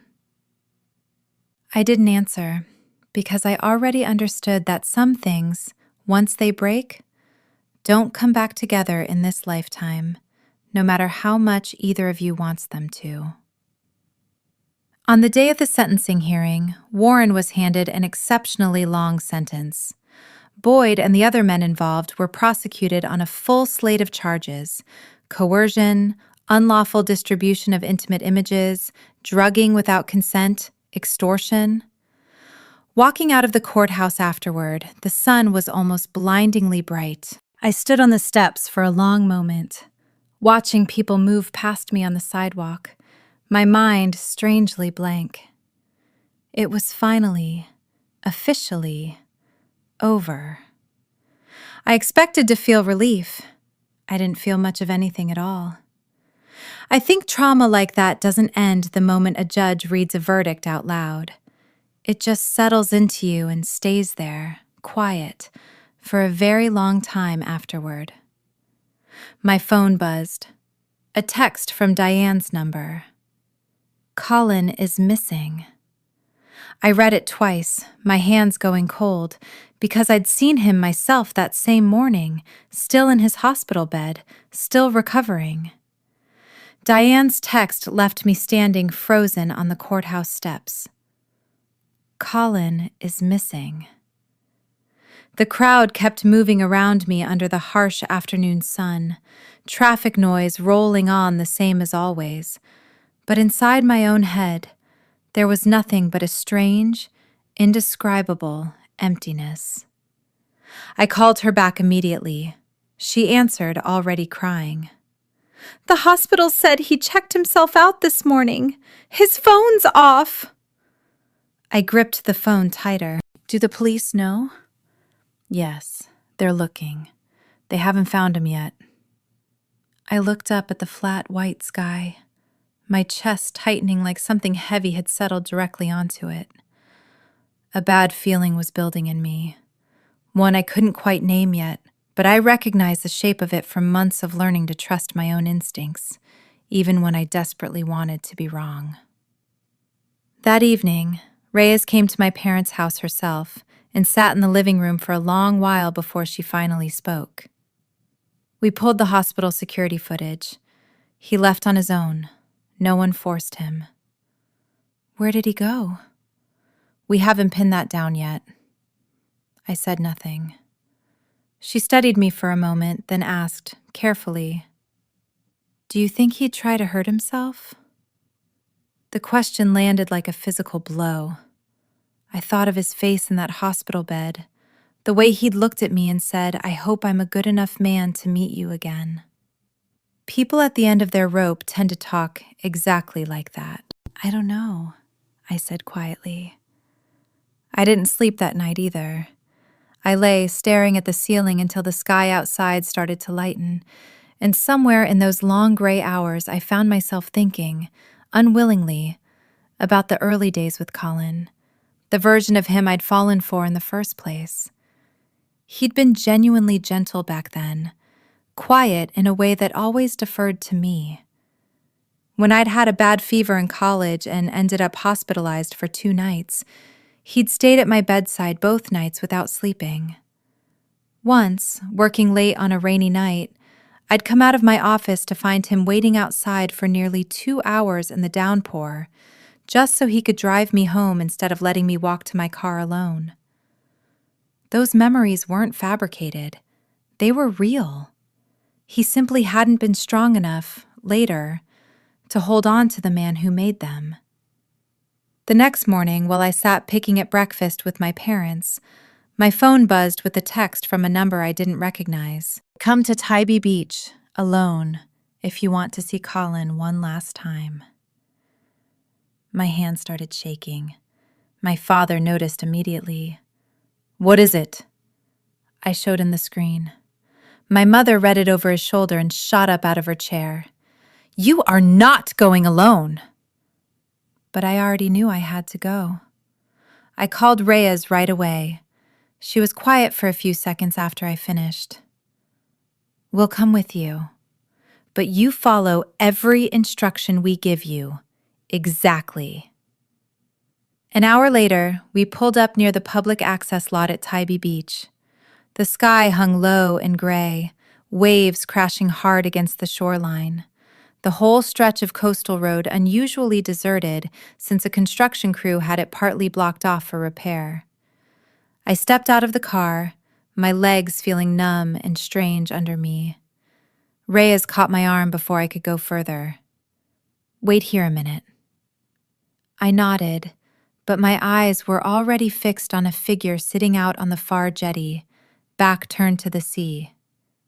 It was Colin. A dark jacket, hunched shoulders, the wind snapping the fabric against his back over and over. I walked toward him slowly, the sand giving way beneath my shoes. "Colin." He turned around. In just a handful of days, he'd lost a shocking amount of weight. The wound in his stomach had left him gray and hollow-cheeked, his eyes so sunken they barely looked alive. When he saw me, something like a faint smile crossed his face. "You actually came." I stopped several feet away from him. "Why did you call me out here?" He looked back out at the water. "I wanted to say I'm sorry one more time before..." I clenched my fists. "That doesn't mean anything anymore, Colin." "I know." The wind broke his voice apart mid-sentence. "But if I don't say it, I don't think I'll ever rest."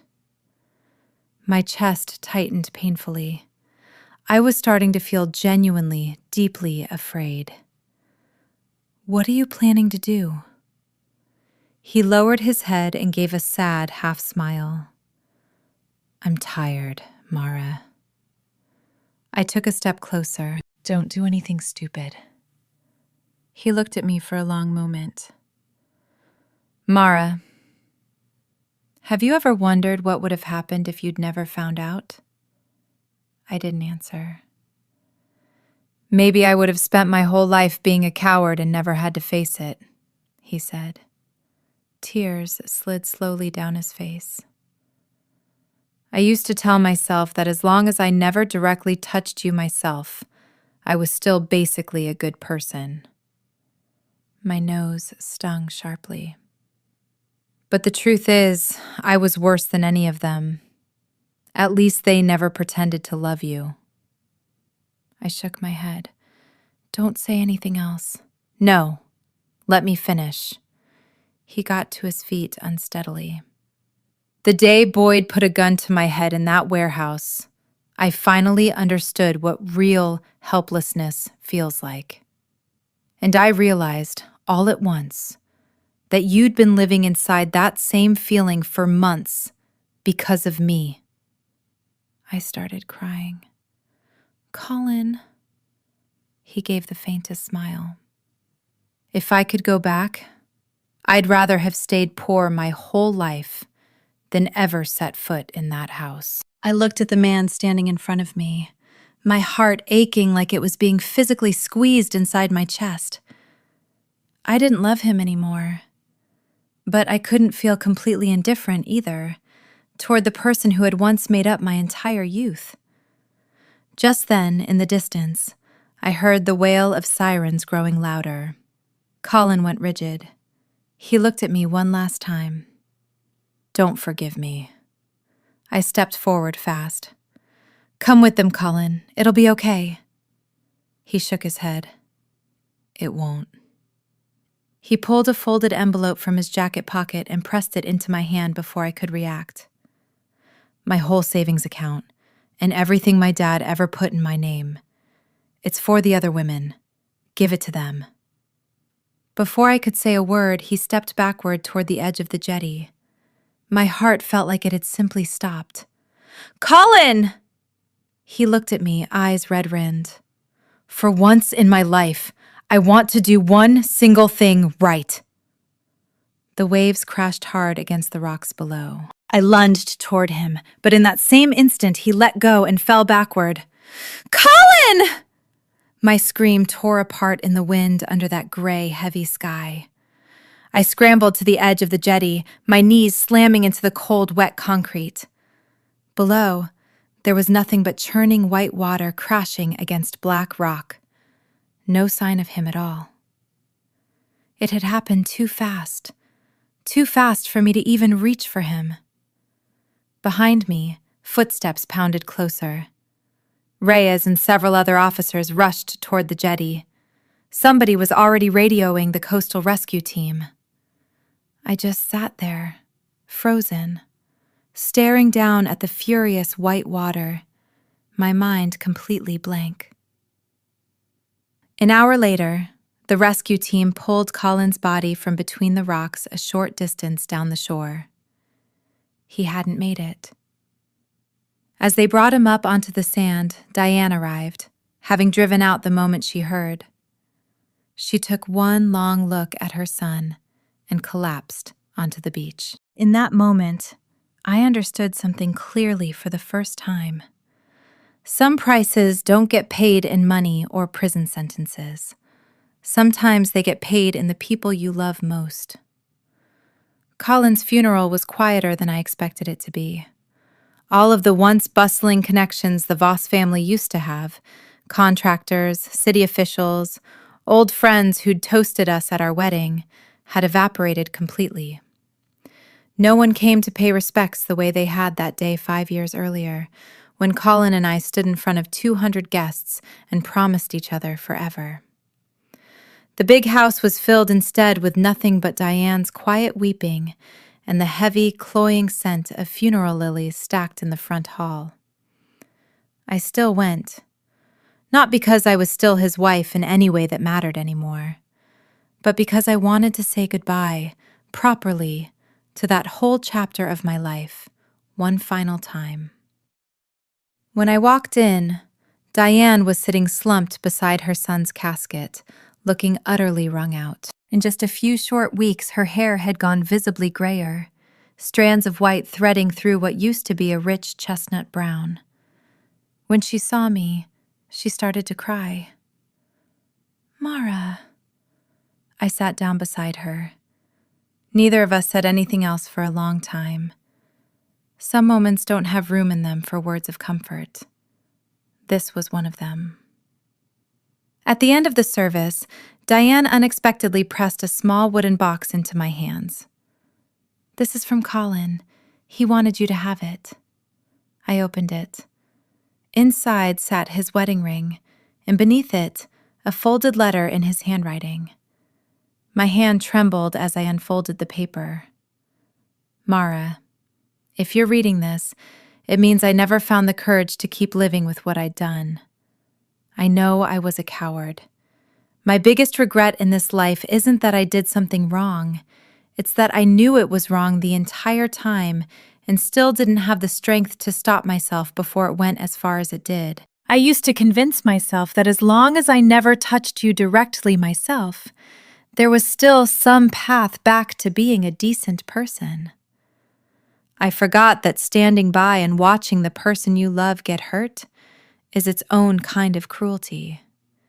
Maybe the quietest, ugliest kind there is. I don't expect you to forgive me. I only hope that someday, when you think back on all of this, you remember something other than the man who locked that door. I hope you remember the one who used to wait outside your office in the rain, just to drive you home. Use the money for the other women. Help them however you can. And you, please, live a good life. This time, I mean it. I'm really letting you go." I finished reading with tears soaking straight through the paper. Some people only manage to understand what's right at the very end, once life has already stopped giving them any chances left to fix it. After the funeral, Diane sold the old house and moved back to the small town she'd grown up in, somewhere a few hours inland. Before she left, she came to see me one final time. We sat together in a small cafe near the bus station, and she looked so thin by then that her hands seemed like little more than skin stretched over bone. She studied me for a long moment. I know you'll never be able to put all of this behind you completely. I didn't answer. She lowered her head. Neither will I.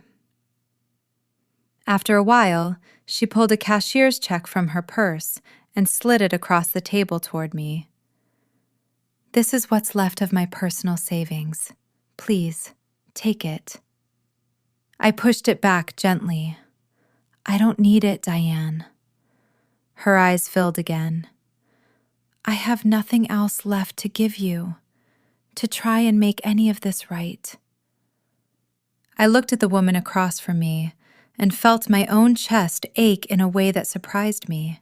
In the end, I didn't take the check, because some wounds can't be measured out or repaid in dollar amounts.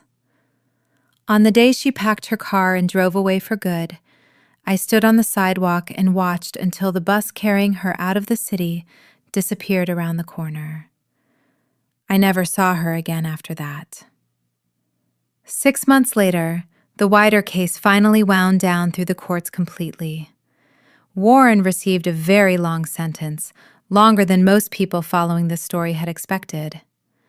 Boyd and the rest of the men caught up in it were sentenced on their own respective charges. Whatever money the state managed to recover from the illegal land deals went toward restitution for the identified victims, myself included, though no dollar figure could have ever come close to covering what had actually been taken from any of us. As for me, I left my old job, not because I couldn't do the work anymore. The work had never been the problem, but because every corner of that city had turned into a landmark of something painful. A restaurant Colin and I used to go to on our anniversary. A stretch of road near the Voss house I couldn't drive past without my hands going cold on the wheel. I needed distance, real physical distance, before I could even start figuring out who I was without any of it attached to me. I moved out to Asheville for a while and rented a small house near a stand of pines. The kind of quiet, green, unremarkable place I never would have pictured myself living in during the years I spent married to Colin.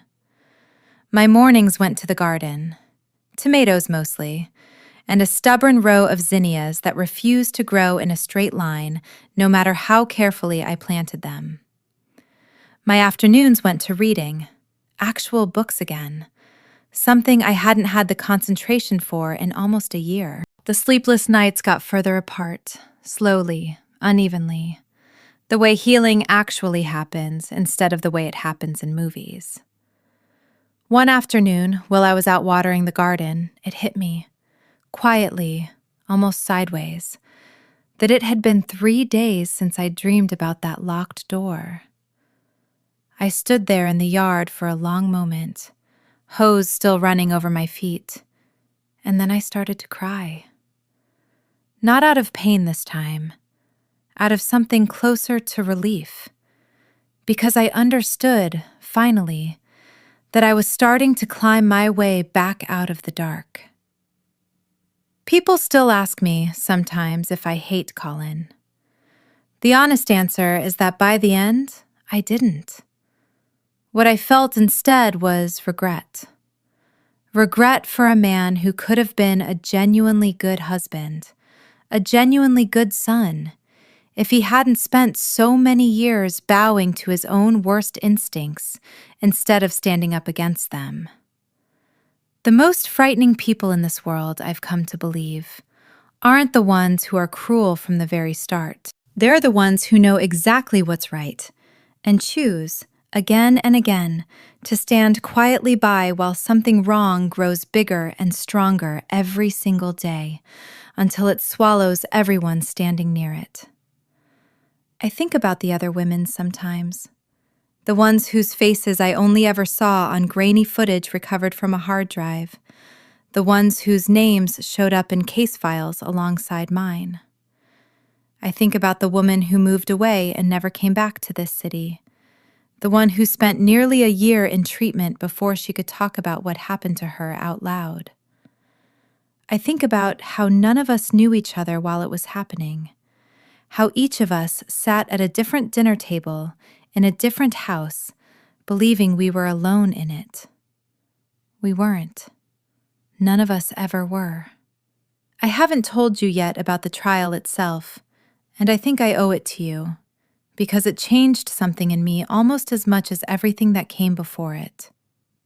The courtroom was smaller than I expected. I'd pictured, somehow, the kind of vast, echoing chamber you see in movies. But the actual room where Warren Voss finally faced a judge was cramped, beige, lit with the same flat fluorescent lighting you'd find in a DMV. I sat in the second row on the prosecution side, between my mother and Priya, and I remember being almost disappointed by how ordinary it all looked, given how enormous everything had felt for months leading up to it. Warren wore a gray suit that hung looser on him than it used to. Prison food, or maybe just the weight of finally being seen for what he was, had worn him down in ways 4 months of headlines never quite managed to capture. He didn't look at me once during the opening statements. I noticed that. I don't know why it mattered to me, but it did. The prosecutor walked the jury through the timeline methodically. The pattern of the dinners, the toxicology reports from the small blood sample the department had eventually managed to collect and test after my third documented blackout. The photographs recovered from Colin's old phone, the footage from the outlet camera and from Diane's secretly copied files. Every single piece of it, laid out flat on a screen for 12 strangers to absorb in silence. I watched their faces as the evidence went up. A few of them looked physically ill by the second day. When it was my turn to testify, I remember gripping the small ledge of the witness stand so hard my knuckles went white under the courtroom lights. The defense attorney, a tall man with an unbothered, almost bored demeanor, asked me a series of questions clearly designed to make me sound unstable, unreliable, vindictive. Isn't it true you'd expressed frustration with your in-laws before any of this happened? Isn't it true you and your husband had disagreements about finances? I answered each one as calmly as I could manage, though my hands were shaking the entire time under the little wooden ledge where the jury couldn't see them. At one point, the prosecutor asked me directly, in front of everyone, to describe what it felt like the first time I understood, with total certainty, that I was being drugged in my own in-laws' dining room. I don't remember the exact words I used. I remember that my voice broke somewhere in the middle of the answer, and that I had to stop and breathe for a few seconds before I could keep going, and that when I looked up, I saw my mother crying silently in the second row, and Priya gripping her hand. I also remember, very clearly, the moment 3 of the other victims took the stand over the following 2 days. I hadn't met any of them before the trial. We'd only ever existed to each other as names in a case file, footage on a recovered drive, statistics in a news article. Seeing them in person for the first time, sitting a few rows away from me in the gallery, waiting their turn, was one of the strangest experiences of my life. We didn't speak much before the proceedings. Everyone had been told not to discuss testimony, but there was a kind of silent recognition that passed between us anyway. A woman named Renata, maybe in her late 30s, caught my eye once during a recess and gave me the smallest possible nod, the kind you give someone when words genuinely aren't necessary. Her testimony, when it came, was almost unbearable to sit through. She described being brought into the Voss family's orbit through a business connection of her ex-husband's, years before Colin and I had even met. She described waking up in an unfamiliar guest room with no memory of the previous 3 hours, and how, for a long time afterward, she assumed something was medically wrong with her, rather than believing anyone would deliberately do this to her. By the time she'd figured out the truth, she said, she'd already signed over 2 commercial properties under what she described only as pressure I didn't fully understand until much later. Listening to her, I felt something shift in my chest that I hadn't expected. Not just grief for what had happened to me, but a much larger, colder kind of anger on behalf of every woman who'd sat in that same guest room before me, believing, the way I once had, that she was simply tired, simply unlucky, simply imagining things. After the third day of testimony, I started going to a small support group that met on Tuesday evenings in the community room of a church a few blocks from my apartment. Reyes had mentioned it to me almost in passing weeks earlier, tucked into the corner of a longer conversation about court dates, and I dismissed the idea at first. I didn't picture myself as someone who sat in a circle of folding chairs talking about her feelings with strangers. I'd always been the person other people came to for advice, not the other way around. I went anyway, the week after Renata's testimony, mostly because I didn't know what else to do with the particular kind of restlessness that had settled into my body by then. The group was smaller than I expected. 6 women, most weeks, sometimes 8. Not everyone there had a story connected to the Voss case specifically. Some had come out of entirely different situations, different families, different men, different kinds of quiet cruelty that had taken years to name correctly. But the shape of it, underneath all the specifics, was recognizable to every single person in that room. The particular loneliness of being harmed by someone who was supposed to protect you. The exhausting work of explaining over and over to people who loved you why you couldn't just be relieved that it was finally over. I didn't say much my first few weeks. I mostly listened. A woman named Denise, who'd been coming to the group for almost 3 years by the time I arrived, told me once during a coffee break that it had taken her nearly 18 months before she could get through a full session without crying at some point. "It's not weakness," she said. "It's just how long it actually takes." I thought about that a lot in the months that followed, about how much pressure I'd put on myself to be finished grieving something before I'd even fully processed that it had happened to me at all. Slowly, I started talking more. I told them about the buttons on my blouse, about the waterproof marker on my wrist, about the exact sound Warren's voice made when he said, calmly, like he was discussing the weather, "Stronger dose than last time." Saying it out loud, in a room full of people who didn't flinch or look away or try to hurry me towards some tidier version of the story, did something for me that I hadn't expected. It made the memory smaller, somehow, not gone, just smaller. More like something that had happened to me, rather than something that was still actively happening. I started seeing a therapist around the same time, a woman named Dr. Okafor who worked out of a small practice above the dry cleaners, and who never once, in almost a year of appointments, tried to rush me toward forgiveness or closure, or any of the other words people like to throw at me in the months after the trial ended. In one of our earlier sessions, I told her about the letter Colin had left me, the one Diane handed me at the funeral. I told her I still didn't know what to do with it, whether keeping it meant I hadn't fully let go, or whether getting rid of it meant erasing something that had, in its own broken way, been true. She didn't tell me what to do with it. She asked me, instead, what it would feel like to simply let it exist without deciding anything about it right away. That turned out to be useful advice for almost everything else in my life that year. I didn't have to decide, immediately, whether I hated Diane or pitied her. I didn't have to decide whether the years I'd spent with Colin had been a total waste, or whether some of it had genuinely been real, even if it ended the way it did. I didn't have to decide on any given day whether I was healing or still very much in the middle of being hurt. Some days were both at once, and Dr. Okafor helped me understand that this wasn't a failure of my recovery. It was just what recovery actually looked like.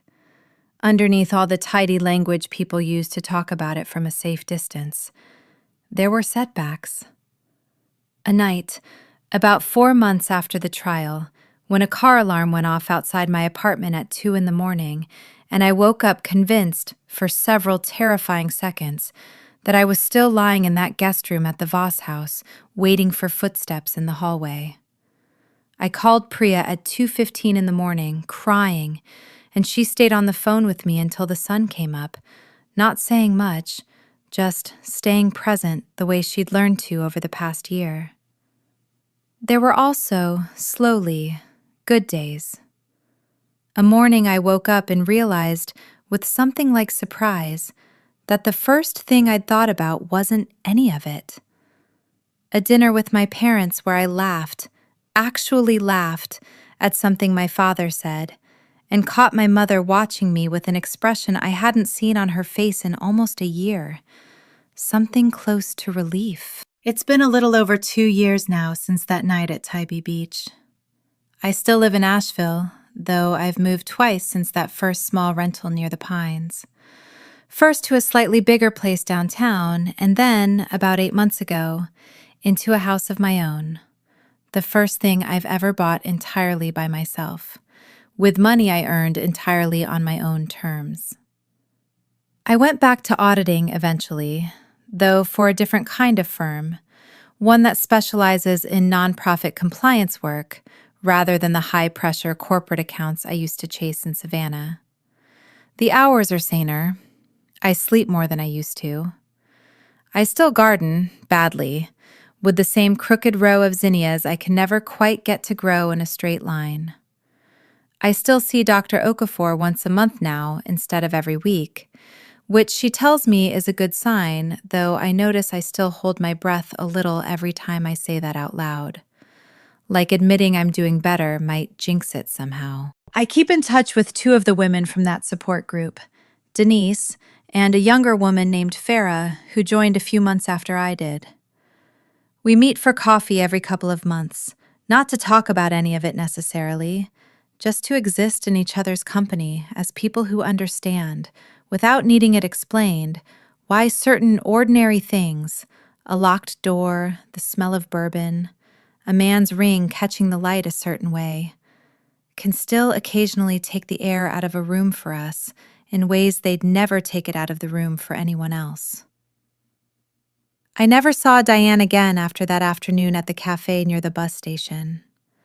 I heard, secondhand, through someone connected loosely to the old case, that she'd remarried a widower in her hometown a year or so later, a quiet man by all accounts, and that she rarely spoke about her first family at all anymore. I don't know how I feel about that, even now. Some days I hope she found something like peace. Other days I think peace isn't something she's entitled to. Not after everything her silence allowed to happen to so many of us. I've learned, slowly, that I don't have to resolve that particular feeling either. I just have to let it exist. People still ask me, sometimes, whether I regret marrying Colin at all. Whether, if I could go back to the beginning, knowing everything I know now, I'd do it differently. I used to think the honest answer was simply yes. Now I think the honest answer is more complicated than that. I don't regret the version of him I fell in love with. The boy who waited outside my office in the rain, who held my hand through 2 sleepless nights in a hospital room over a fever that turned out to be nothing. I regret that he let something in him rot quietly for years, without ever finding the courage to cut it out before it consumed him entirely. I regret that it took a gun in a warehouse for him to finally understand what the rest of us had been living with the whole time.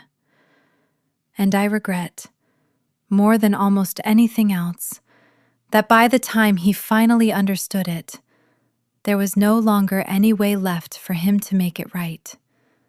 Not to me, not to Renata, not to any of the other women whose names I still think about sometimes, late at night, when the house is quiet, and the zinnias outside my window are, as always, growing exactly where they aren't supposed to. The most dangerous people in this world, I've come to believe, were never the ones who seemed dangerous from the very beginning. They're the ones who know exactly what's right and choose, quietly, again and again, to let something wrong keep growing anyway, until one day it's too large for anyone, including themselves, to stop. I'm still here. I'm still standing. And these days, most mornings, that feels like more than enough. I should back up, actually, because I don't think any of this makes sense unless you understand who Colin was to me before all of it. And I think that's a part of the story people usually skip past too quickly when they hear it secondhand. It's easy to hear everything that happened and assume I must have been naive or careless or willing to ignore obvious warning signs because I wanted a comfortable life. I've had to sit with that assumption more than once, from people who meant well and from people who clearly didn't. The truth is messier than that, the way the truth usually is. I met Colin in my junior year of college at a study group for a statistics class neither of us particularly wanted to be in. He was 2 years ahead of me, already deep into a construction management program, and the first thing I remember about him wasn't anything dramatic. It was that he stayed 45 minutes after the rest of the group had left, patiently walking a girl he barely knew through a concept she was too embarrassed to admit she hadn't understood the first 3 times it was explained.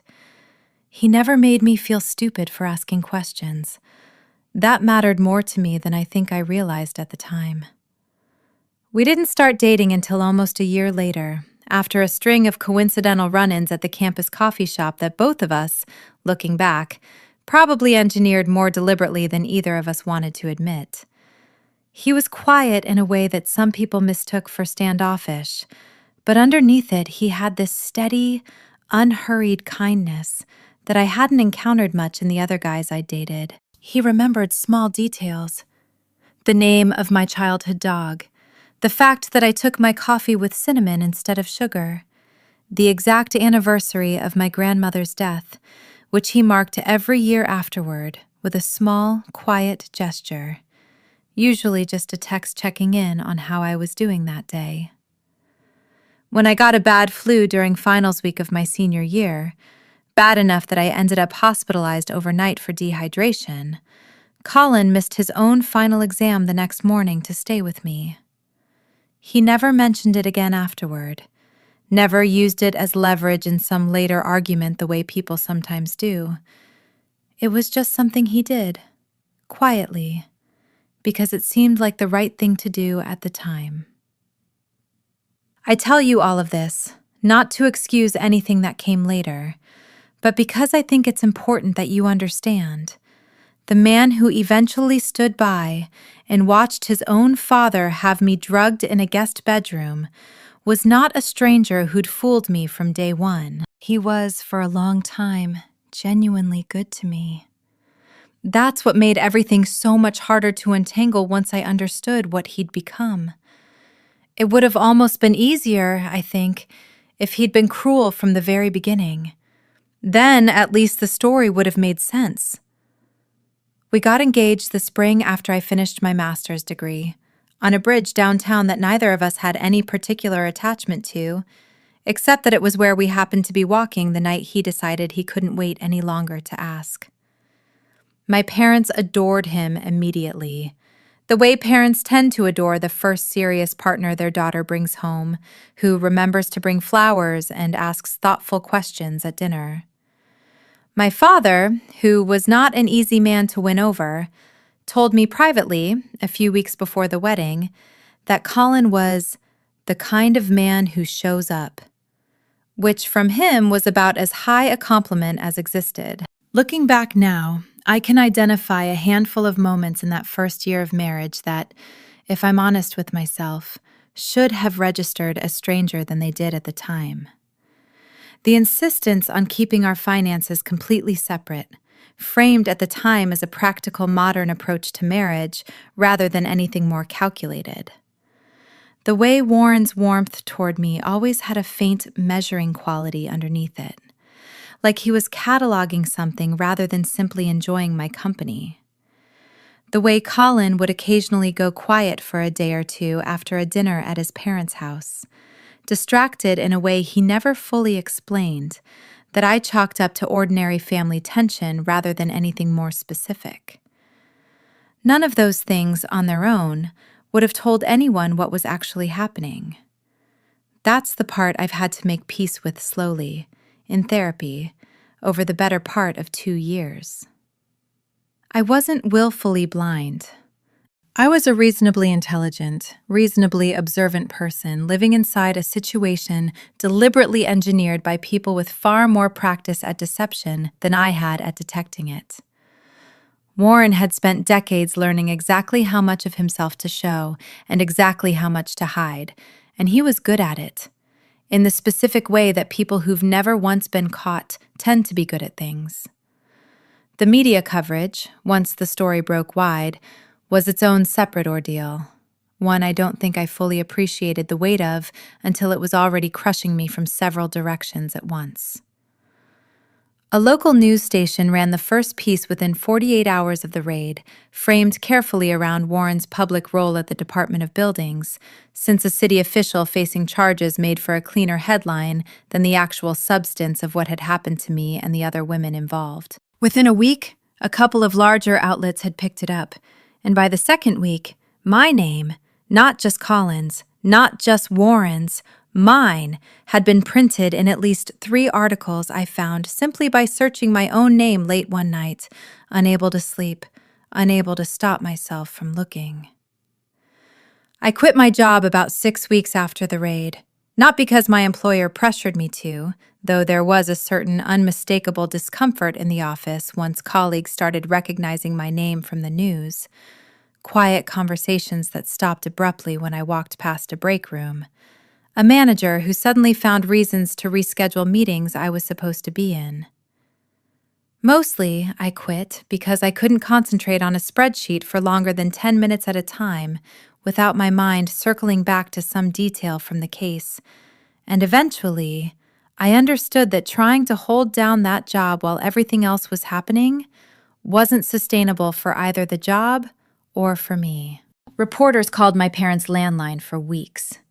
A couple of them showed up outside the house directly, until my father, uncharacteristically calm, informed one persistent local reporter that he'd call the police if she rang the doorbell one more time.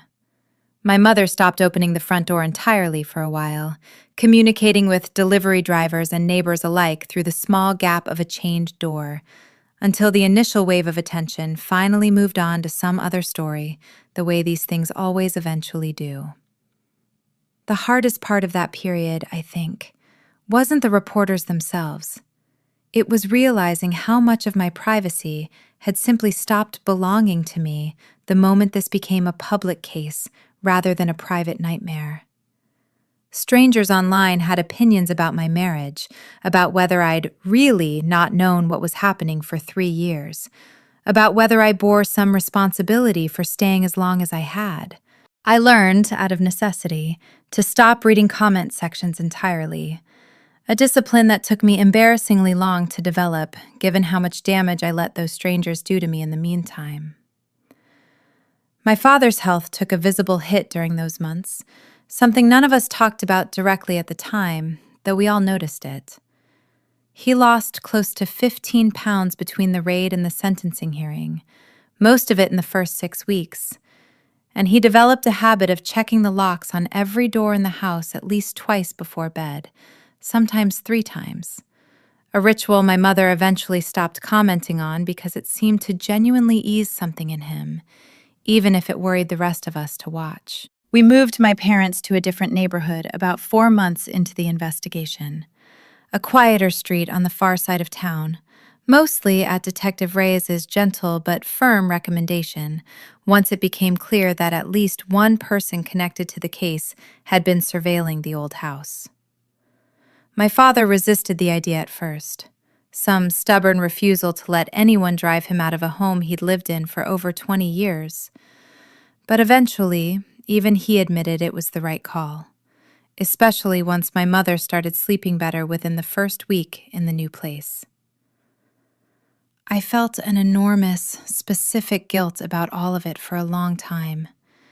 The idea that my parents, who had done absolutely nothing wrong, who had only ever tried to raise a daughter who could take care of herself, ended up uprooted from their home because of a family I'd married into. Dr. Okafor spent several sessions helping me untangle that particular knot of guilt from the actual facts of the situation. The people responsible for my parents' fear were Warren, Colin, and Boyd, not me. It took me longer to believe that than I'm proud of admitting. I want to tell you about Renata a little more because I think about her often, maybe more than anyone else connected to that whole period of my life outside of my own immediate family. After her testimony, we started talking, tentatively at first, mostly through brief messages checking in on how the other was holding up during the parts of the trial neither of us was required to attend. She was older than me by about a decade, had 2 grown children from her first marriage, and had spent nearly 6 years believing, as she put it once, that there was simply something wrong with her body, some undiagnosed condition that made her inexplicably exhausted every time she visited her ex-husband's old business associates. It wasn't until she saw a news segment about the raid on the Voss house, months after her own ordeal had ended, that she finally understood what had actually happened to her all those years earlier. We eventually helped put together a small informal network. Nothing official, no nonprofit paperwork, just a loose group text and the occasional dinner, connecting several of the women whose cases had come out of the same investigation. Farah joined a few months in, then a woman named Colette, who'd been one of the earliest victims, years before Warren had even met me. There's something particular about sitting across a table from women who understand, without any explanation required, exactly what it feels like to wake up in an unfamiliar room and not know how much time has passed, or why your clothes look different than you remember them looking. We split the restitution money as evenly as the courts allowed, though no amount of money ever came close to covering what had actually been taken from any of us. Colin's letter had asked me to use his portion to help the other victims, and I did, quietly, without ever telling most of them exactly where a portion of that particular check had come from. I still don't know if that was the right call. Some days, I think he didn't deserve to have his money do any good in the world after everything. Other days, I think the money itself was never the point, and using it well was simply the only thing left within my control. 2 years out, I still mark the anniversary of that first blackout every April, quietly, usually alone. Not to mourn it exactly, more to acknowledge it, the way you'd acknowledge a scar you've stopped trying to hide under long sleeves. This past April, I drove out to the coast by myself for the day, sat on a public beach a good distance from Tybee, and let myself think about all of it for a few uninterrupted hours in a way I don't usually let myself do in the middle of an ordinary week. I thought about the version of myself who sat at that dining table 3 years ago, holding a fork over a piece of potato, feeling her wrist start to tremble for reasons she couldn't yet explain. I don't feel sorry for her exactly. I feel something closer to tenderness, the way you might feel toward a much younger sibling who didn't yet know what she was walking into. She figured it out. She got out.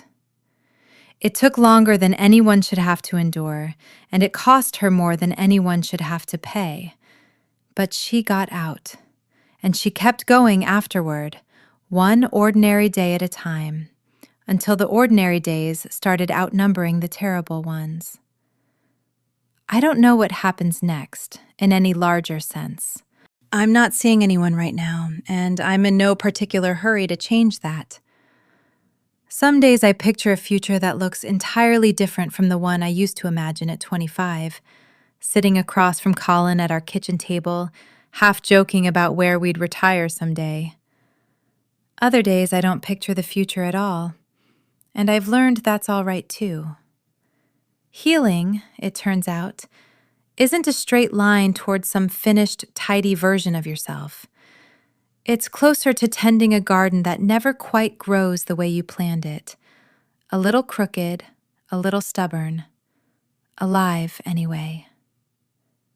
If there's anything I'd want another woman to understand, reading this, sitting somewhere right now with her own version of a locked door, a misaligned button, a smeared line of lipstick she can't quite explain, it's this. Trust the moment your body tells you something is wrong, even before your mind can put a name to it. Somebody out there loves you enough to explain away almost anything. That doesn't mean the explanation is true. Sometimes the people closest to us are the ones standing quietly by while something terrible happens, telling themselves the whole time that as long as they never lift a hand themselves, they're still somehow innocent. They aren't. And you were never imagining things. I want to go back, before I finish, to that night I mentioned at the very start of all this. The one where I finally sat down alone in my car and listened, all the way through, to what my hidden recorder had actually captured that Saturday afternoon. I hadn't let myself listen to it right away. For almost 2 full days after that dinner, the little device sat untouched in the bottom of my sock drawer, and every time I thought about pressing play, my hands would start shaking badly enough that I'd put it off another few hours. Some part of me, I think, already knew that once I actually heard it, there would be no more room left for doubt, no more space to tell myself I was overreacting, no more version of my life where I got to stay married to the version of Colin I'd built up in my head over 6 years of loving him. I finally listened to it parked outside a grocery store on a Tuesday night, engine off, headphones in, my grocery bag still sitting untouched in the passenger seat beside me. The recording started with the ordinary sounds of the guest room, my own breathing, slowed and heavy, the muffled clink of dishes somewhere further off in the house. Then, at almost exactly 7 seconds in, I heard Gare's voice, low and unmistakable, right at the edge of the microphone's range. That was fast this time. I sat there in my car with the engine off, replaying that single sentence 11 times before I could bring myself to keep listening to the rest. 7 seconds. That's how long it took, once the door closed behind me, for the mask to come off completely. 7 seconds for the version of these people I'd spent 3 years believing in to disappear entirely, replaced by something so casual, so practiced, so obviously well-rehearsed, that I understood immediately this had never once been the first time. It couldn't have been. No one sounds that unbothered the first time they do something monstrous. That kind of calm only comes with repetition. I think that 7-second mark is the actual moment my old life ended, more than any single thing that happened afterward, more than the divorce papers, more than the sentencing hearing, more than even the terrible night out on the jetty at Tybee Beach. Everything after that recording was simply the long, difficult process of accepting what those 7 seconds had already told me. The rest of it? The outlet camera, the police raid, the trial, the funeral, the 2 years of slowly rebuilding a life out of what was left. All of it flowed directly out of a single sentence I almost didn't have the courage to listen to. I still have that recording, saved in 3 separate places, though I haven't listened to it again in well over a year now. I don't need to. I know exactly what it says. I know exactly what it cost me to hear it.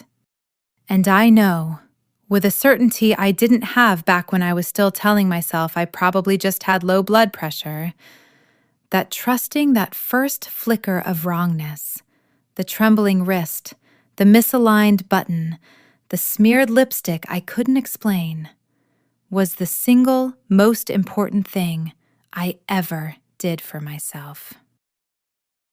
If you ever find yourself sitting somewhere quiet, working up the nerve to press play on something you already suspect will change everything, I hope you find the courage faster than I did.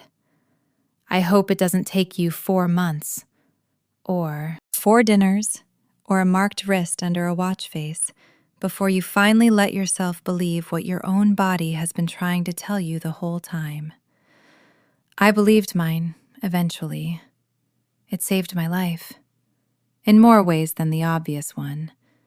And 2 years later, sitting in a garden that refuses to grow in a straight line, in a house I bought with my own name on the deed, in a life that belongs entirely to me now, I can finally say that I'm glad I did.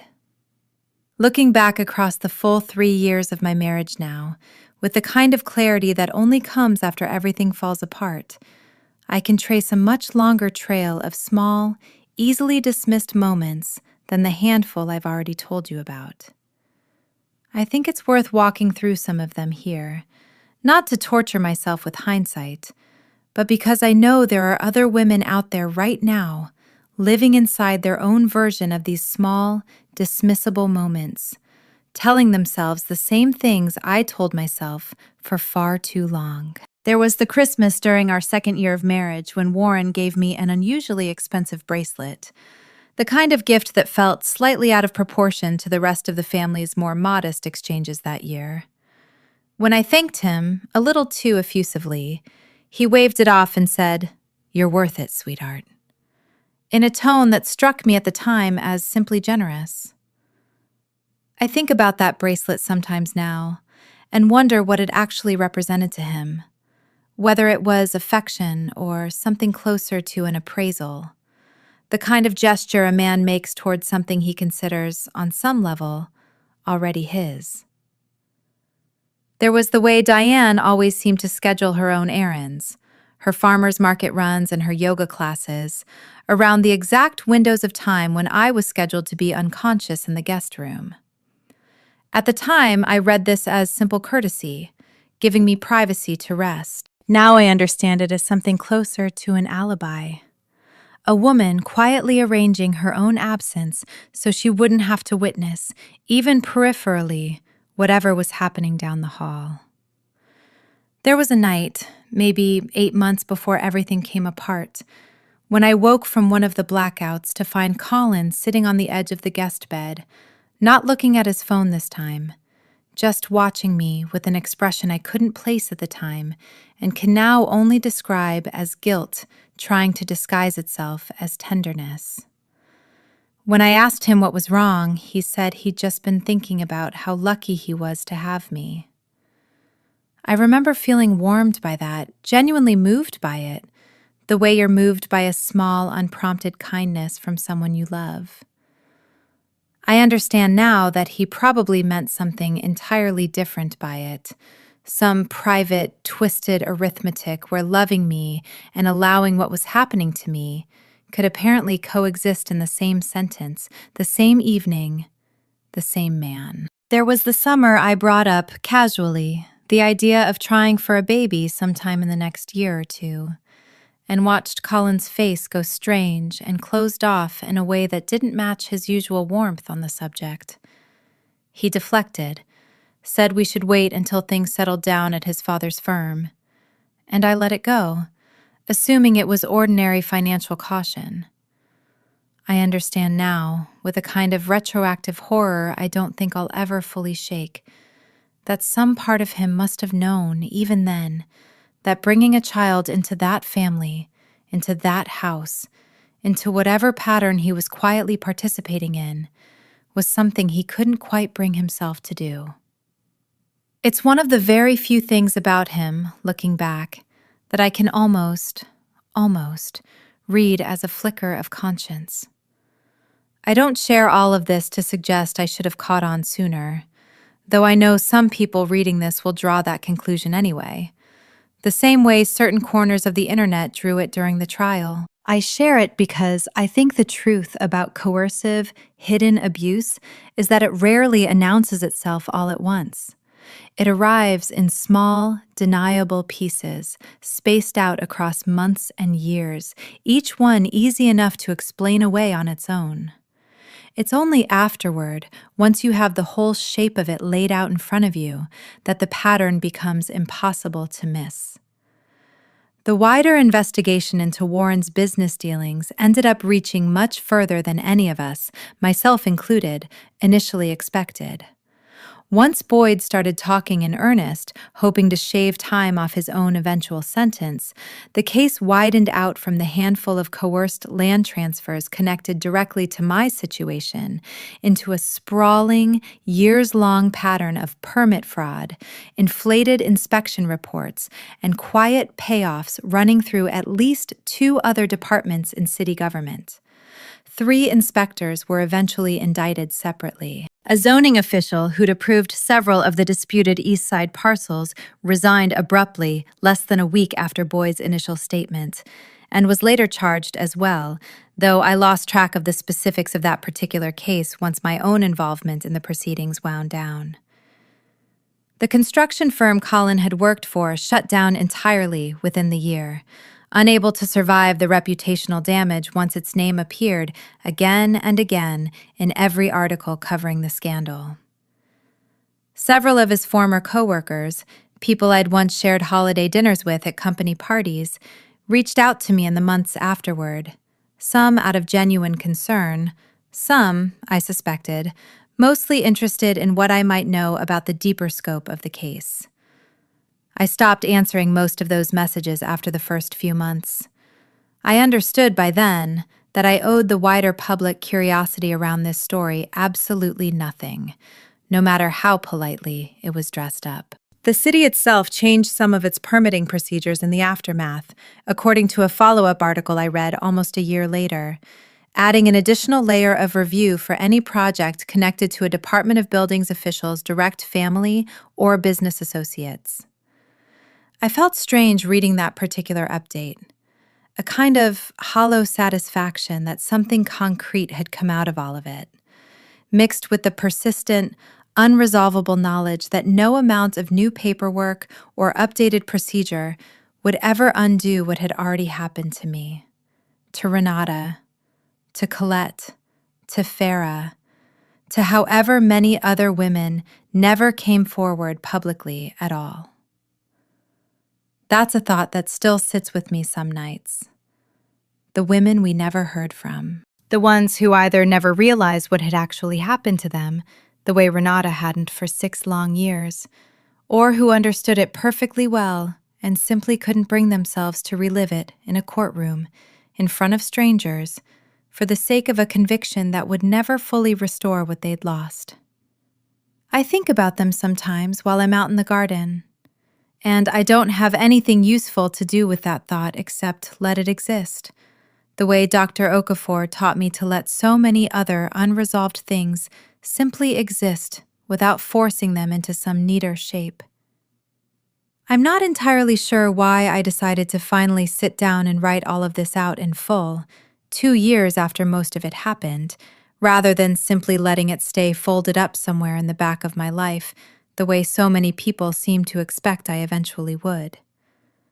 Part of it, I think, is that Denise said something to me at one of our coffee catch-ups a few months back that stuck with me longer than I expected it to. She said the hardest part of the years right after her own situation wasn't the anger, or even the grief, but the isolation of believing no one else could possibly understand exactly what it felt like. The specific, particular terror of not knowing what happened to your own body while you were unconscious. The specific shame of realizing the people who were supposed to protect you were the ones who'd arranged it. I don't know if writing this down changes that isolation for anyone else out there living through some version of it right now.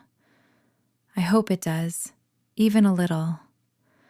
I hope if you're reading this and some detail in it landed too close to something in your own life, a rule about family dinners that never bends, a spouse who suddenly stopped letting you see his phone, a father-in-law whose kindness always seemed to come with an unspoken price tag attached. I hope you trust that instinct sooner than I trusted mine. I hope you don't need 4 months and a marked wrist and a hidden camera disguised as a wall outlet before you let yourself believe what your body has already been quietly telling you. Colin is gone now, and Warren is somewhere behind a wall I'll never have to look at again. And Diane has built whatever new, quiet life she's building for herself in a town I've made a point of never learning too much about.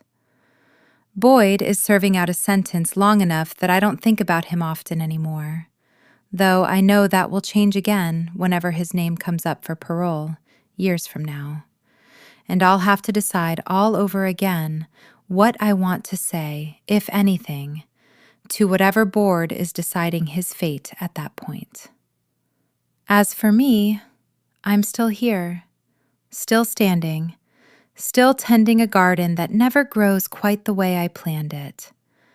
I have a life now that belongs entirely to me, built out of the wreckage of one that very nearly didn't survive. I don't know exactly what comes next, and for the first time in longer than I can remember, I've stopped needing to know. Some mornings that uncertainty still feels a little bit like fear. Most mornings now, it just feels like freedom. That's the whole story, as honestly as I know how to tell it. I hope, wherever you are, whatever quiet thing has been nagging at the edge of your own life lately, that you find your own 7 seconds sooner than I found mine. I haven't said much yet about Priya's role in all of this, and I want to correct that before I finish, because I don't think I would have made it through the worst stretch of those months without her.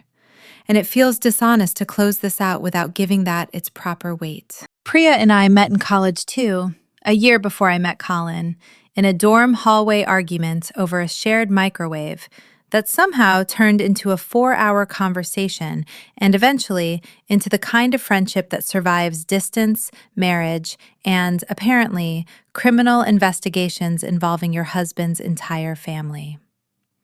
She was the one who sat with me in that diner the morning after the raid while her phone buzzed itself nearly off the table. She was the one who showed up at my hotel room with a duffel bag of my own clothes she'd somehow retrieved from my parents' house without me ever asking her to. She was the one who stayed on the phone with me at 2 a.m. after the car alarm outside my apartment sent me straight back into that guest room in my mind, not saying much of anything useful, just staying present until the panic loosened its grip enough for me to breathe normally again. I think there's a particular kind of friendship that only reveals its actual depth once something goes catastrophically wrong.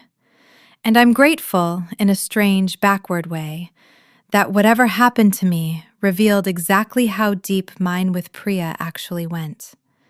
She never once made me feel like a burden, even in the stretches where I called her crying 3 or 4 nights in a row. She never once suggested I was overreacting, or that I should try to see things from Colin's side, or that maybe, given time, we could find our way back to something resembling normal. She simply believed me, completely, from the very first night, and kept believing me through every subsequent revelation, no matter how much worse each one turned out to be than the last. She got married herself about a year after everything settled, to a soft-spoken architect named Theo, who I liked immediately, mostly because of the unhurried, attentive way he watched her across a room. The same quality I'd once mistaken for safety in Colin, except that with Theo, 2 years in, it still looks exactly the same as it did on the day I met him. I stood up as her maid of honor at a small ceremony out on a lake and gave a toast that made her cry, and spent the whole reception feeling something I hadn't expected to feel at a wedding again so soon after my own marriage ended. Something close to hope rather than grief. People ask me sometimes, carefully, whether I think I'll ever get married again. It's usually phrased delicately, like they're worried the question itself might set something off in me. And for a long time, Honestly, it might have. The truth is, I don't know. There are days when the idea feels impossible. When I catch myself flinching slightly at a stranger's hand resting too casually on my shoulder at a coffee shop. Or when a friend mentions her own in-laws' Sunday dinner tradition, and I have to excuse myself to the bathroom for a few minutes before I can rejoin the conversation normally. Trust, once it's been used against you that deliberately, doesn't rebuild itself on any predictable schedule. Dr. Okafor has told me more than once that there's no timeline I'm supposed to be following, no point at which I'm considered late or behind some invisible recovery curve other people seem to expect of survivors. There are other days, though, when I catch a glimpse of something that looks almost like openness again. A man I met briefly through the nonprofit compliance work I do now, a soft-spoken accountant named Miles, who asked if I'd like to get coffee sometime, and who, when I told him, carefully, testing the waters, a heavily edited version of what I'd been through, didn't flinch, didn't ask the kind of prurient follow-up questions I'd learned to brace myself for from strangers, just said, quietly, "That sounds like it took an enormous amount of strength to survive," and let the subject drop until I was ready to bring it up again myself. I don't know if anything will come of that particular friendship, whether it stays exactly what it is now or becomes something more eventually. I've stopped needing to know the ending of every story in my life in advance, which I think, honestly, might be one of the more surprising gifts to come out of everything I lost. I used to plan everything. My career trajectory, my 5-year goals, the exact shape of the family I assumed Colin and I would eventually build together. All of that planning turned out to be worth exactly nothing in the end. What actually got me through wasn't a plan. It was Priya staying on the phone at 2 a.m. It was Denise telling me 18 months wasn't too long to still be crying in group. It was Dr. Okafor letting me sit with an unresolved feeling instead of forcing it into a tidy shape before I was ready. I think, in the end, what I want most for anyone reading this, whether you're sitting somewhere safe and simply curious about how a story like mine unfolds from the inside, or whether you're sitting somewhere much less safe, recognizing some uncomfortable detail of your own life in the shape of this one, is for you to understand that the body knows things before the mind is ready to admit them. My wrist trembled over a fork weeks before I had any conscious theory about why. My stomach turned every time Warren ladled soup into my bowl with that particular ceremony, long before I understood what that ceremony was actually preparing me for. Some part of me knew, almost from the very first blackout, that something was deeply wrong. It just took the rest of me 4 months to catch up to what that part already understood. If there's a single piece of advice I'd want to leave behind, it's this. Don't wait for a marked wrist or a hidden camera or a 7-second recording before you trust the discomfort your own body is already handing you for free. Somebody who loves you can still, at the exact same time, be willing to let something terrible happen to you, as long as they never have to be the one holding the glass. Somebody's kindness in one moment doesn't cancel out their silence in another. And a family that insists you show up, without exception, every second Saturday of the month might simply love tradition. Or it might be something else entirely, dressed up carefully enough that it takes years to see the difference. I got out. It cost me almost everything I thought my life was supposed to look like. But 2 years later, standing in a garden that refuses to grow in a straight line, in a house that belongs entirely to me, surrounded by a handful of people who never once asked me to explain myself more than I was ready to, I can say, with more certainty than I've had about almost anything else in my adult life, that getting out was worth every single thing it cost. I hope, if you need to hear it, that you get out too. And I hope it doesn't take you nearly as long as it took me. There's one more conversation I keep coming back to, one I haven't mentioned yet, that I think belongs at the end of this rather than buried somewhere in the middle of everything else. About a year after the sentencing hearing, I got a letter, an actual paper letter, forwarded through my lawyer's office since I'd made a point of never giving Warren's legal team any direct way to reach me. It was from Warren himself, from prison. I almost threw it away unopened.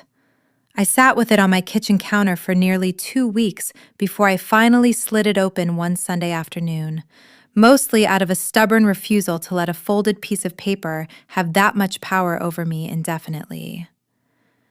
It wasn't an apology, not in any form I recognized as one. It read more like a man carefully constructing a version of events where he remained, somehow, the reasonable party in the story, where the land deals were simply business, where the drugging was a method of ensuring cooperation rather than a crime, where his own son's death was something he seemed to blame, in a roundabout way, on my decision to call the police in the first place, rather than on the years of choices that had led to that warehouse.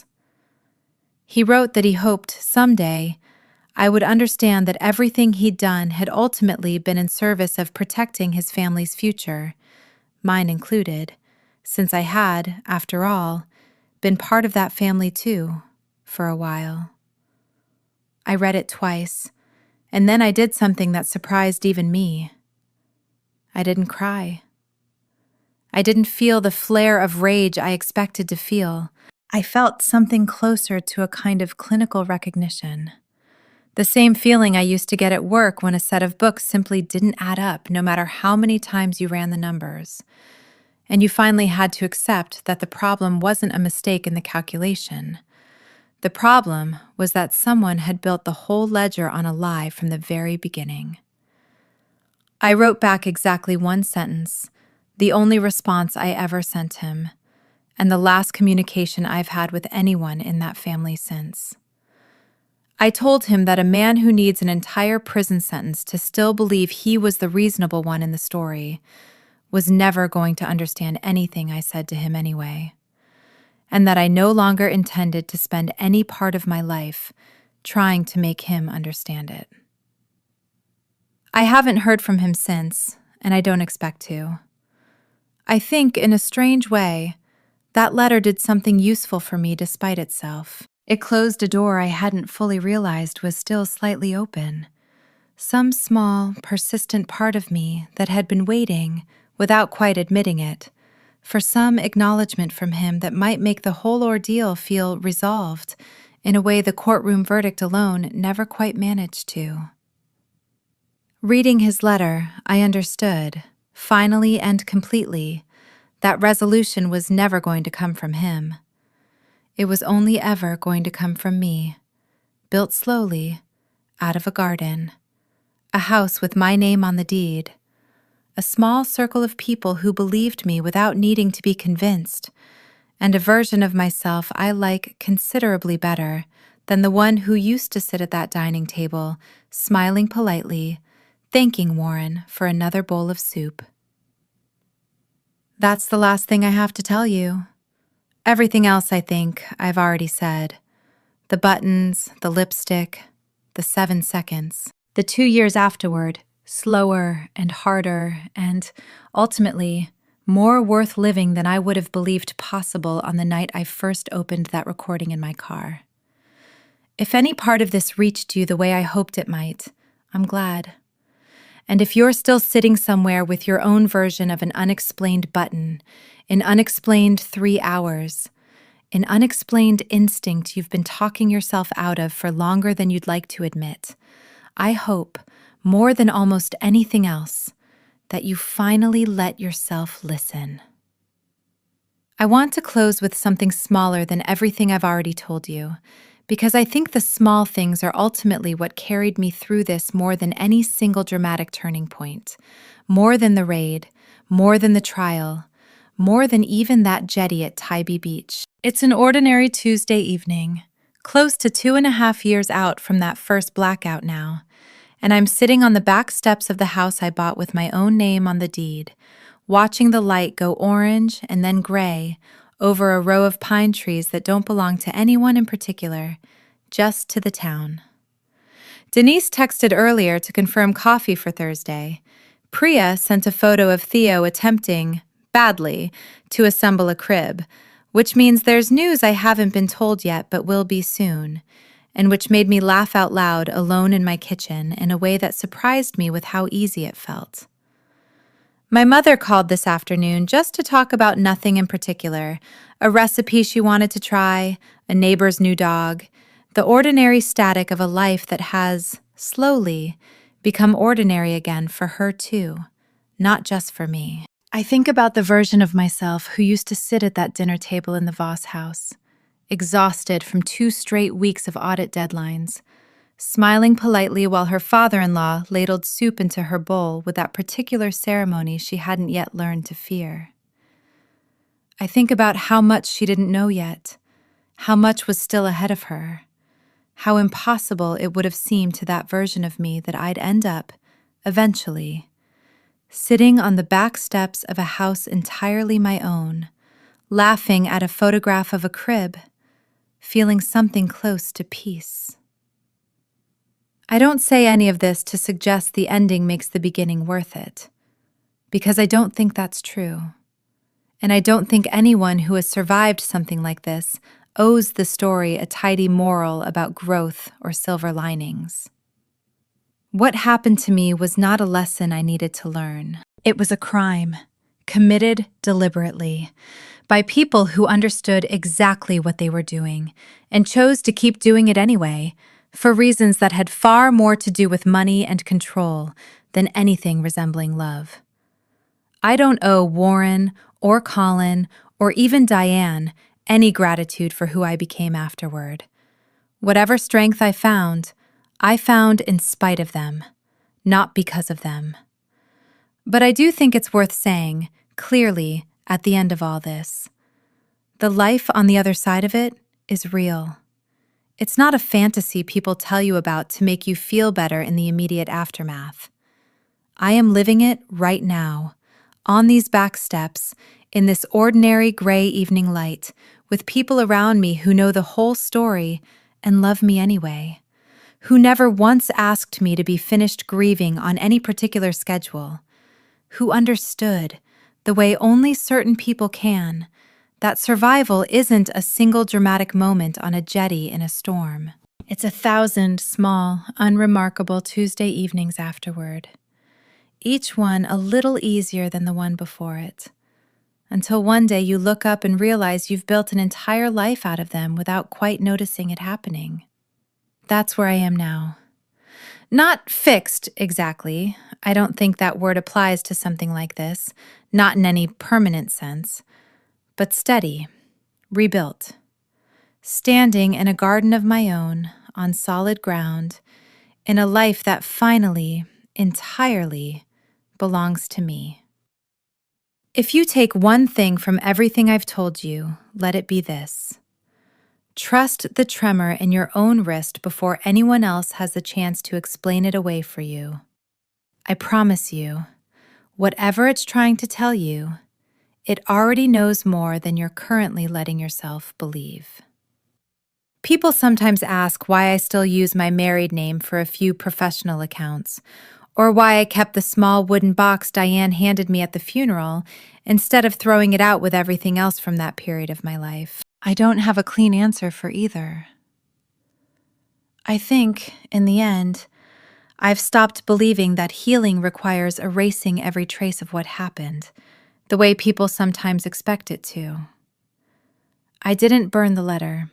I didn't sell the ring. I put both of them in a drawer I rarely open, and I let them exist there, unresolved, the same way Dr. Okafor taught me to let so many other things exist without forcing a decision about them before I was ready. Maybe someday I'll feel differently about the box, the ring, the letter, the name. Maybe I won't. Either way, I've learned that the ending of a story like this isn't really an ending at all. It's just the place where you finally stop waiting for someone else to fix it and start building something of your own instead. One ordinary evening at a time, for as long as it takes. Thank you for staying with me through all of it. I hope wherever you are tonight, that whatever quiet thing has been sitting unexplained at the edge of your own life finally gets the attention it deserves. You don't need a hidden camera or a spy pen or a 7-second recording to believe yourself. You just need to stop waiting for permission to trust what you already know. I think, too, of all the ordinary details that used to feel unbearable to sit with, and how strange it is that they've become almost gentle to look back on now. The low country boil steaming on newspaper down the center of a table, the particular ceremony of a bowl being filled and set down in front of me, the sound of yoga mats being rolled up in a park at dusk.